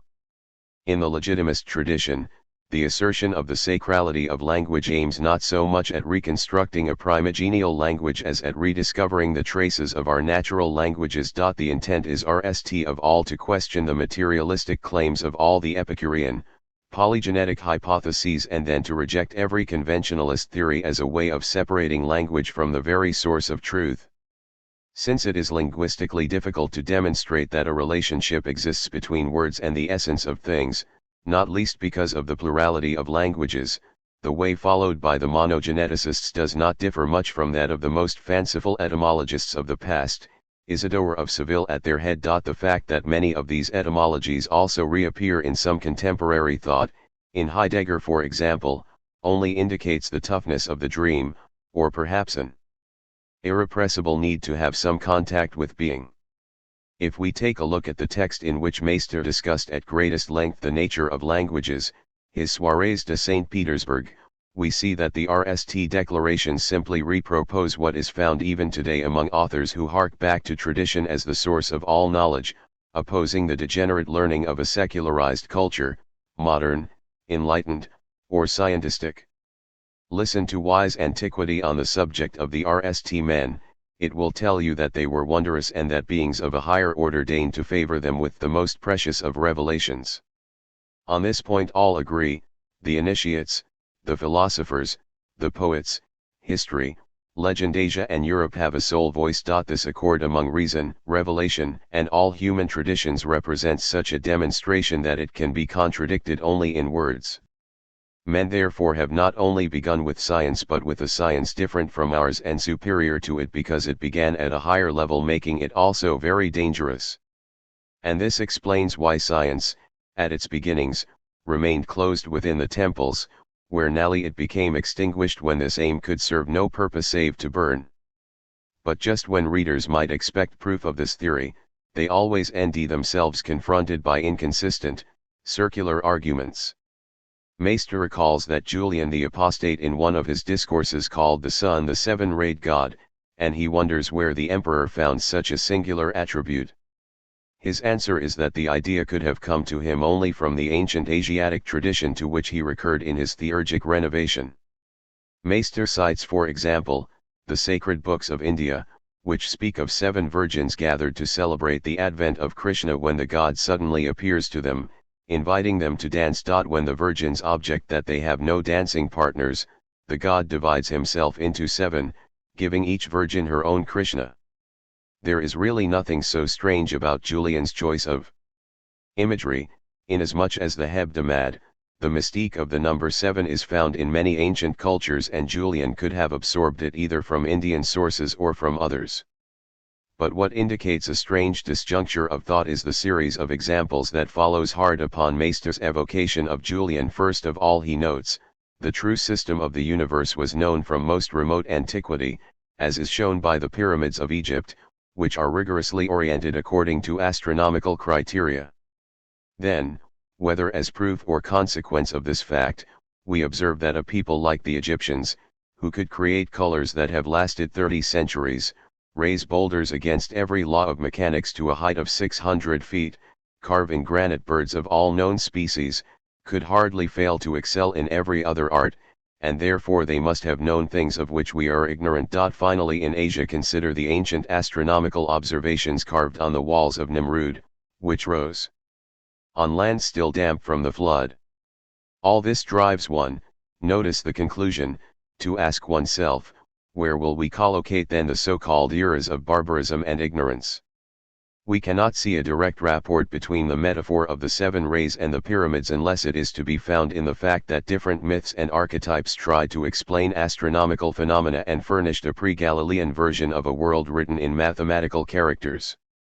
But to confirm the existence of these trends, Plato would again suffice with his Timaeus. If anything, it is the knowledge that even more ancient images circulated in African and Asian culture that explains why Julian followed this tradition. Whether he followed it or revitalized it, however, this does not show that he was its direct and authorized heir or that the tradition spoke any truth. But this reasoning had been typical of the same Masonic tradition that influenced Meister. The fact that an association decided to hark back to the Templar tradition became a sign of direct descent. It is obvious that in this reasoning there is no linguistic etymological discovery, but only biased polemic against sick modern civilization, under the tight dress of the North, its head steed by the curls of false hair, arms laden with books and instruments of every kind, pale from vigils and labor, it draws itself on, ink-stained and out of breath, along the path of truth, lowering always its brow, furrowed by algebraic formulas. Compared to that of our modern civilization, the knowledge of the origins reveals its obvious superiority.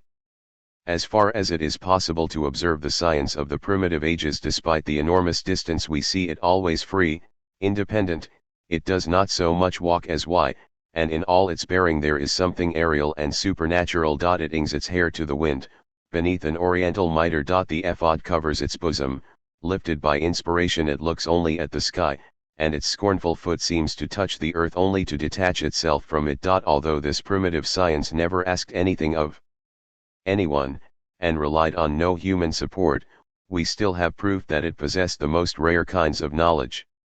The proof of this primacy would lie in the fact that traditional science was exempted from the task imposed on modern science, while all the calculations that we base on experimentation are the most false that can be imagined. Whence we see that the thesis, demonstrate that modern civilization is inferior to ancient civilization, is reasserted as proof. At this point the Greek myth of the Golden Age is proposed as proof that the state of perfect and luminous knowledge existed only in the civilizations of the origins. Thus the man who had written pages, truly beautiful from a literary point of view, on the revolution's crime rediscovers the root of every Jacobin degradation in the act, so remote that it can no longer be collocated in history, with which language fell away from the original tree. Seekers after original Hebrew, even if they could retrace its origin only into a past Eden, of which they had to make an effort, moreover, to offer, however fancifully, a chronology, did not therefore refrain from reconstructing its grammar. Compared with the efforts of a man such as Father Kircher to decipher Egyptian hieroglyphics and study the generating of alphabets, the efforts of Meister seem fairly puerile. Here is the mystery, gentlemen: one generation said ba, the other said b, the Assyrians invented the nominative, and the Medes, the genitive. Which, if anything, would be proof not of a divine origin of languages but precisely of their slow evolution. Meister asks himself why in the languages of the ancient peoples, we end directions of knowledge that those people could not have possessed. The correct question naturally would not be why but whether. In fact, Meister goes on to illustrate not inconceivable knowledge but proofs of the fact, common among ancients as among moderns, that poets are capable of ending ingenious metaphors to name phenomena fundamental to human experience. For example, where, at least 3,000 years ago, did the Greeks end the attribute of physios, that which gives or possesses life, that Homer applies at times to the earth? Or, its near synonym, pharespios, which Hesiod uses in the same context? Where did they find the even more singular attribute, fulmate, loving, or thirsting for blood, which is given to the same earth in a tragedy? Who taught the Greeks to call sulfur divine, as it is the sign of re? I am no less amazed by the noun cosmos, given to the world. The Greeks called it beauty because all order is beautiful, which we then also adopted, changing only the desinence. The Greek term excludes disorder, whereas the Latin one excludes impurity. Still at bottom there is the same idea, and the two terms are both correct and both false. Further, I beg you, explain this other matter to me. How could the ancient Latins, when they knew only how to ght wars and plough elds, imagine that with the same term they were expressing the idea of prayer? And that of punishment? Who taught them to call fever purifying or expiating? Are we perhaps dealing with a judgment, a genuine awareness, through which a people affirms the exactness of a term?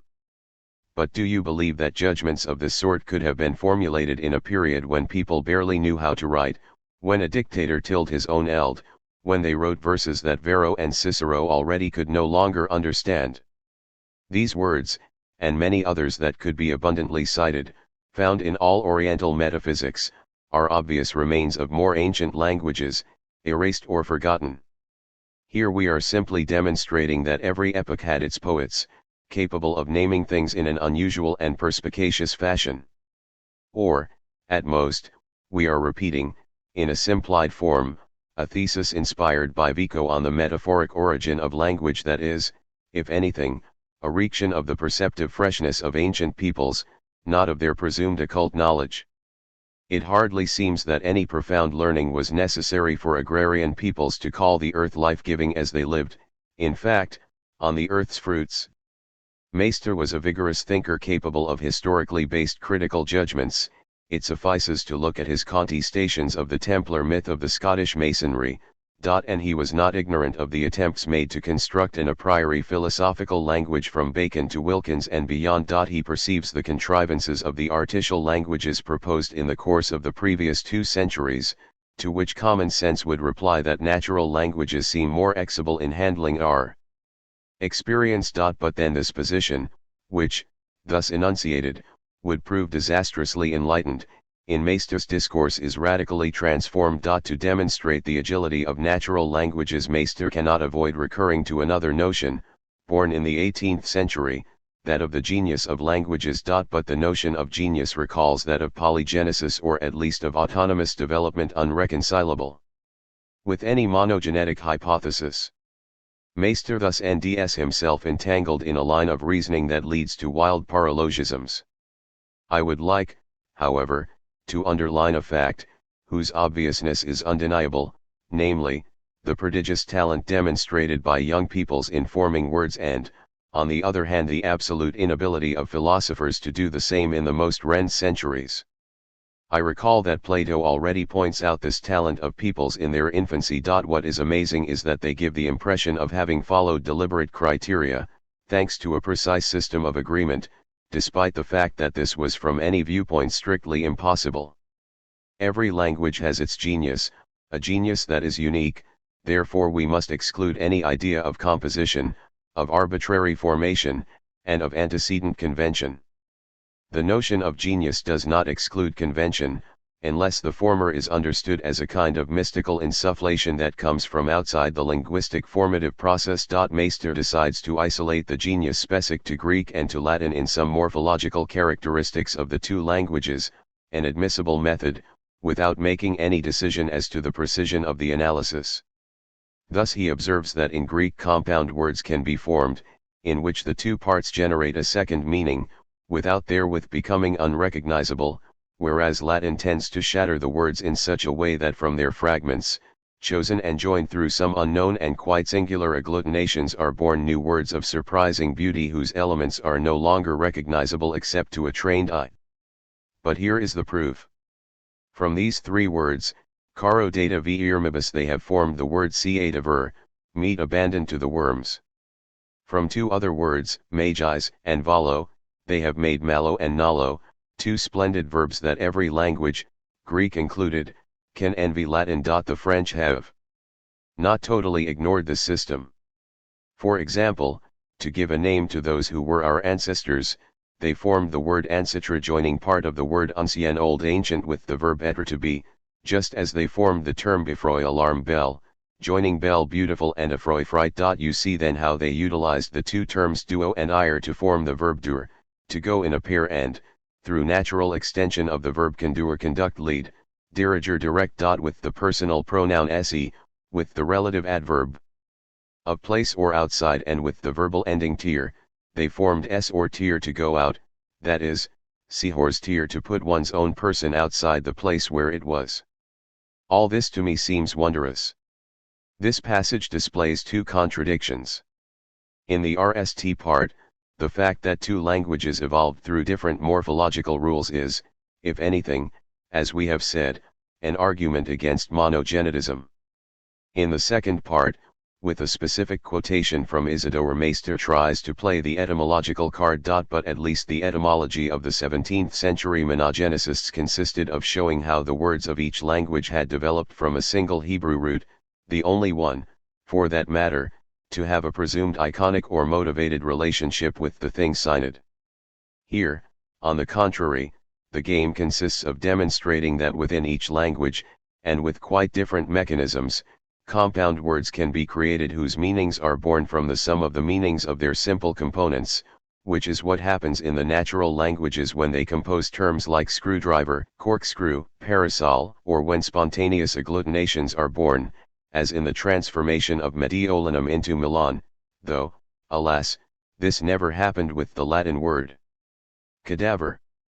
Even if Isidore's etymology of cadaver were plausible, and even if Befroy had the etymology attributed to it by Maester, this would in no way prove any iconic and motivated relation between simple words and signed reality, but rather, if anything, that new coinages are often born from the wordplay typical of the readers of decadence and not from an instinctive folk wisdom. The fact that this aspect could escape Maester is explained only by the religious, and not linguistic, exigency that he convince his readers, almost pedagogically, that language says originally the truth. And we sense this from some expressions of outright joy with which he glimpses the action within every human language, of this impulse to tell always the truth, no matter what. It is a pleasure to witness, so to speak, the action of this hidden principle that forms languages. Sometimes we see it struggling against a difficulty that arrests it on its path, it seeks a form that is lacking, the materials at its disposal resist, then it will solve the problem with a happy solecism and will say, very effectively, Rupasanti, clairvoyant, place mark hand, metal caisson, etc. No objection would be made as to the efficacy of these compounds, were it not for the fact that Maester is not always fond of compounds, or of the hidden action a language forms in order to mint them, as if a language, in some of its vicissitudes, remained faithful to its own obligation to truth and in other instances degenerated. As examples of degeneration, he cites the fact that already in his own day, and in the St. Petersburg familiar to him, on visiting cards one could nd titles such as Minister, General, Kammerherr, Fräulein, General Ankaf, General Dejernia, Justizie Minister, and that on commercial posters words like Magazé, Fabrica, Mobile, or that in the course of military drills commands were heard such as Directe en épreuve, en éleva, deployed en équipier, en échelon, contre-marche, or that in the army functions should be named Hauptwacht, Exercise House, Ordnance House, Commissariat, Kasarma, Kanzlerie. Immediately afterward, he mentions terms considered beautiful, elegant, and expressive that presumably existed in your primitive language, suprog, bridegroom, which precisely means he who is attached with another to a single yoke, and he comments that nothing more correct or more inspired could have been found, just as we must admit that the savages or the barbarians who once deliberated to form such nouns surely did not lack refinement. It is obvious that there is no reason, except the imponderable one of taste, to decide that place mark hand is legitimate and contre-marche is not. It is unclear why to describe the bridegroom as someone attached to the same yoke, which could be simply a carnival taunt, seems beautiful, whereas it is horrible to give an order for an army to deploy itself like a chessboard, an effective spatial metaphor. Perhaps here Maester laments only the introduction of barbarisms and therefore the pollution of one language with terms borrowed from another. In any case, he seems to react according to his personal stylistic preferences, by ear. The point is that if language must be considered the only way to enter into a rapport with the sacred, every etymology must be good, in every metaphor even the most banal there should shine a truth, even in screwdriver. Since Rupasanti is not sufficiently ancient to belong to the Golden Age, in recognizing it as an undegenerate expression Meister is simply privileging the freshness of popular language over that of bureaucratic language. If he were to trace these and other discriminants he would shift from mystical linguistics to sociolinguistics, an intention that is very far from his mind. In fact, he returns constantly to the idea that the perfect language is that of the origins. The formation of the most perfected words, the most meaningful, the most philosophical, in the fullest sense of the word occurs unfailingly in periods of ignorance and simplicity. The onomathurgical talent is invariably disappearing as we descend toward the civilized and scientific eras. In all the writings that appear in our time on this most interesting subject, there is nothing but an invocation of a philosophical language without knowing, indeed without even suspecting that the most philosophical language is that in which philosophy is least mingled. The latter lacks too little faculties necessary to create words, intelligence to invent them, and authority to have them adopted. Does philosophy see a new object? It will go and leaf through its dictionaries to end an ancient or foreign term, and almost always the enterprise comes to a bad end. Montgalra, for example, which is used throughout the country, is correct at least in one sense, and I prefer it to areostate, which is a scientific term but suggests nothing. You could just as well call a ship a hydrostate. Observe the invasion of new words borrowed from the Greek over the last 20 years, gradually, as crimes or madness demanded them. More or less all of them are formed erroneously, they are self-contradictory. Theophilanthropist, for example, is a term more foolish than the thing in itself, which is saying plenty. A simple English or German scholar would have been led to say, on the contrary, theanthropophile. You will reply that this word was invented by wretches in a wretched age, and yet the terminology of chemistry, which was surely created by enlightened men, begins precisely with the lowest sort of solecism, oxygen, when they should say instead oxygen. I am not a chemist, but I have excellent reasons to believe that all this terminology is destined to vanish. The fact remains in any case, that from a philological and grammatical point of view, it would be the most unhappy imaginable if the prize for barbarism were not contested and wrested away by the metric vocabulary. Why should oxygen be more unhappy than the very unhappy oxygen? This is what Meister does not explain. If language is seen as what the world was for the Middle Ages, as a natural revelation of truth, nothing in language should be wrong. As medieval thinkers said, even monsters should show the power of God. Furthermore, as Meister is the RST to assert, in language there is a glottogonic force that overcomes all human resistance, and hence language is always right. It must, however, be said that, at least in one case, Meister's reasoning NDS a logically plausible formulation.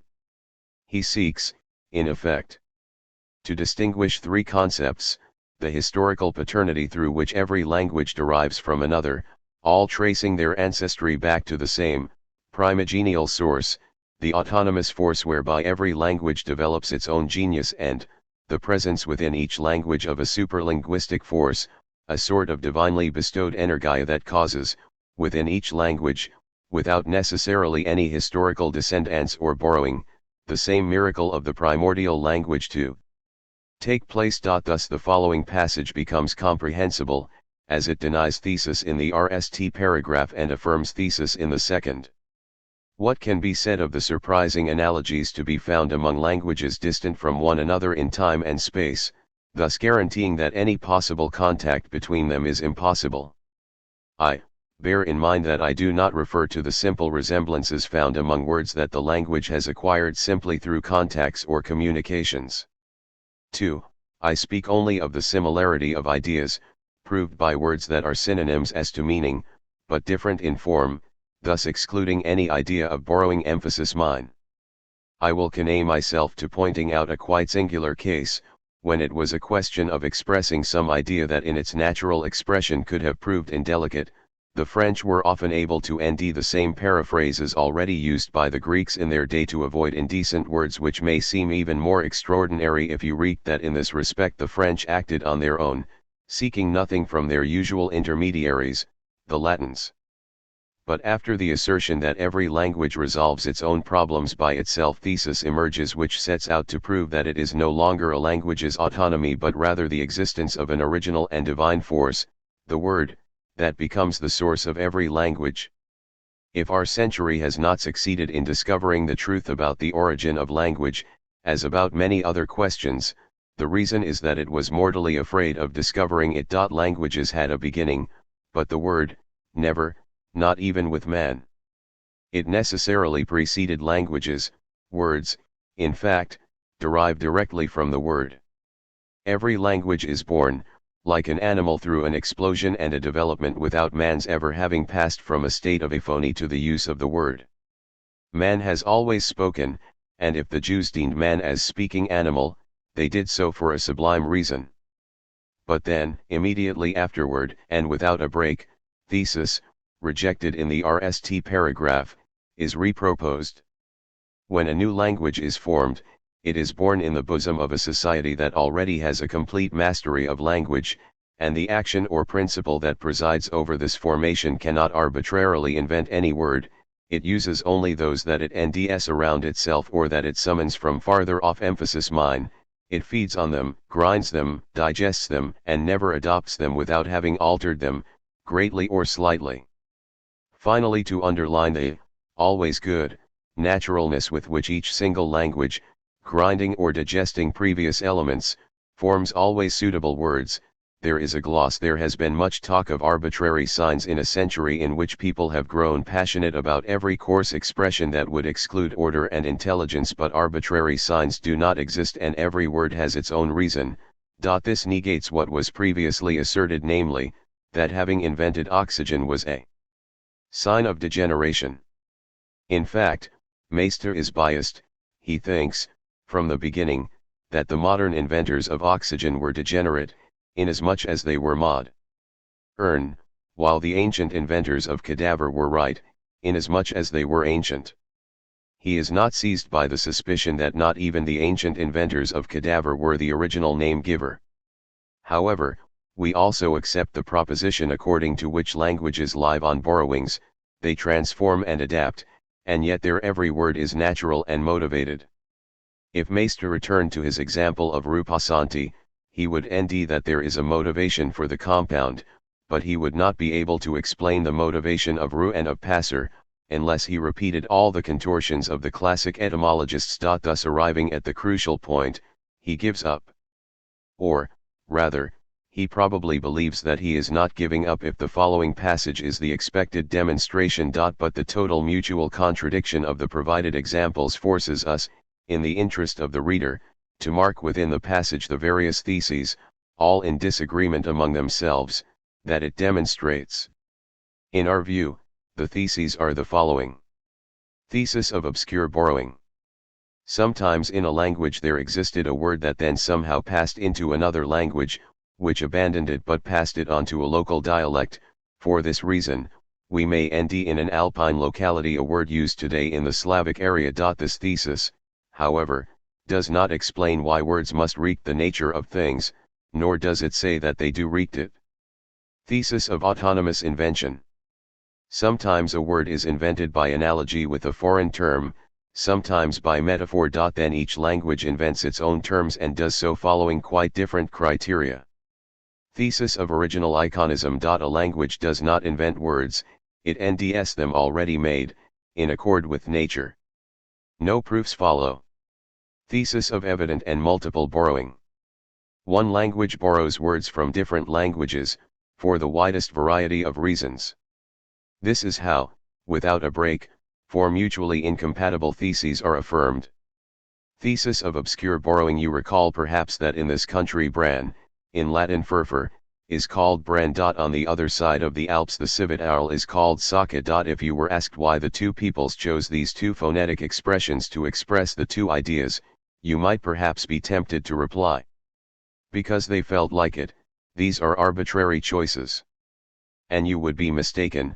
In fact, the RST of those two words is English and the second Slavic, and from Ragusa to the Kamchatka it retains, in the beautiful Russian language, the same meaning it has 800 leagues from here in a local dialect. You would not affirm, I hope, that men gathered in a council on the Thames, on the Rhine, on the Obi, or on the Po, found by pure chance the same sounds to express the same ideas. The two words already existed in the two languages, and these languages subsequently donated them to the two dialects. Would you maintain that the four races inherited them from an earlier race? I do not believe so, and yet, I admit, it emerges RST of all that the two immense families, the Teutonic and the Slavic, did not arbitrarily invent these two words but received them from others. At this point the same problem arises with regard to the antecedent nations. Where did they get these words from? And in this case, too, we must reply that they learned them from others, and so we go back in time to the origin of all things. Thesis of autonomous invention. The candles that are being brought into us at this moment make me think of their name in French, bougies. At one time the French were engaged in great commerce with the city of Botzia in the kingdom of Fez. They imported from there a large quantity of wax candles which they began to call botzies. The national genius very quickly transformed this term and produced bougies. The English has retained the ancient expression wax candles, whereas the German prefers to say Wachslicht. In every case, however, you can rediscover the reason that originated the term. If I had not found the etymology of the word bougie in the preface to Thomason's Hebrew dictionary, where I would never have deliberately looked for it, would I have been less certain of any etymology? To doubt it, the aim of analogy would have to be extinguished, one would have to renounce reason. Thesis of original iconism. Observe, if you please, the very word etymology. It is itself a great proof of the prodigious talent of antiquity in discovering or adapting the most perfect words. It presupposes in fact that every word is true, that is to say, not arbitrarily imagined, which is already enough to orient an upright spirit. The things that we know on this point are very enlightening. An arbitrary sound has never expressed an idea, nor has it ever been able to. As thought necessarily exists before words, which are only the exterior expression of that thought, so words exist before the owing of every new language, which receives them as they are, then alters them as it pleases. The genius of each language roams like an animal that wishes to unearth, wherever it may be, what best suits him. Thesis of evident and multiple borrowing in our French language. For example, maison is of Celtic derivation, palais is Latin, basilique is Greek, rabot is Slavic, hanir is Teutonic, almanach is Arabic, and Safa is Hebrew. From where did all this come? It is not really important to know that, at least for the moment. It suffices for me to demonstrate to you that languages are formed only from other languages, which they kill normally to feed on them like carnivorous animals. The passage concludes, let us never speak then of chance or of arbitrary signs. Yet, on the contrary, all the arguments that have gone before seem to militate in favor of a supreme arbitrariness of decisions on the part of the languages. And we are puzzled by the question, where did all this come from, which insinuates the idea of a deep source of words. We have just been told where they come from: Celtic, Greek, Latin, Arabic, Turkish, Hebrew. We have said that the four theses contemporaneously enunciated are not compatible. We will be more specific. Altogether they are not compatible with a strong idea of the birth and development of languages, but they would be compatible if we admitted that languages are a historical cultural phenomenon, that they grow without an order decided by a supernatural will, and that they gradually arrive at their stability through borrowings, deliberate or unconscious, poetic inventions, conventional whims and iconic attempts. But in this case languages would achieve their organic condition just as, from an evolutionist perspective devoid of any idea of providence, only giraffes would survive in certain conditions because they have the longest necks. This is what Meister cannot accept. And this is how he then concludes his linguistic excursus with a series of thoughts, each of them perhaps acceptable, though when taken all together they seem a rework's display of non sequiturs. If you wish me to express myself in another fashion, I will say that the word is eternal, whereas a language is as old as the nation that speaks it. You rebut, without giving the matter enough thought, that no nation can understand any longer its own ancient language. But, pray, what importance does that have? Does change that does not affect principle perhaps destroy identity? Would someone who saw me in my cradle perhaps recognize me today? And yet I believe I am entitled to say I am the same being I was then. And so it is with a language. A language is always the same as long as the people that speaks it is the same. The poverty of languages at their beginnings is another supposition imposed by all the force and authority of philosophy. New words prove nothing, because, gradually, as the language acquires them, it drops others, and we do not know in what proportion. The only certainty is that every people has spoken, and has spoken precisely insofar as it thought and as it thought. In fact, it would be absurd to believe that there is a sign for a non-existent concept, as it would be absurd to believe a concept does not have a sign to make itself known. It is true that the soirees record conversations, but surely in this philosophical dialogue Meister did not wish to give the impression of inconclusive chatter. The lack of conclusion, the iron chain of non sequiturs, reveals a method, not an interlocutory lapse. For that matter Meister himself said as much. Look again at the passage entitled Thesis of Autonomous Invention, and you will see that, in order to believe in etymologies, the aim of analogy must not be extinguished, reasoning must not be renounced. This is Meister's idea of reason.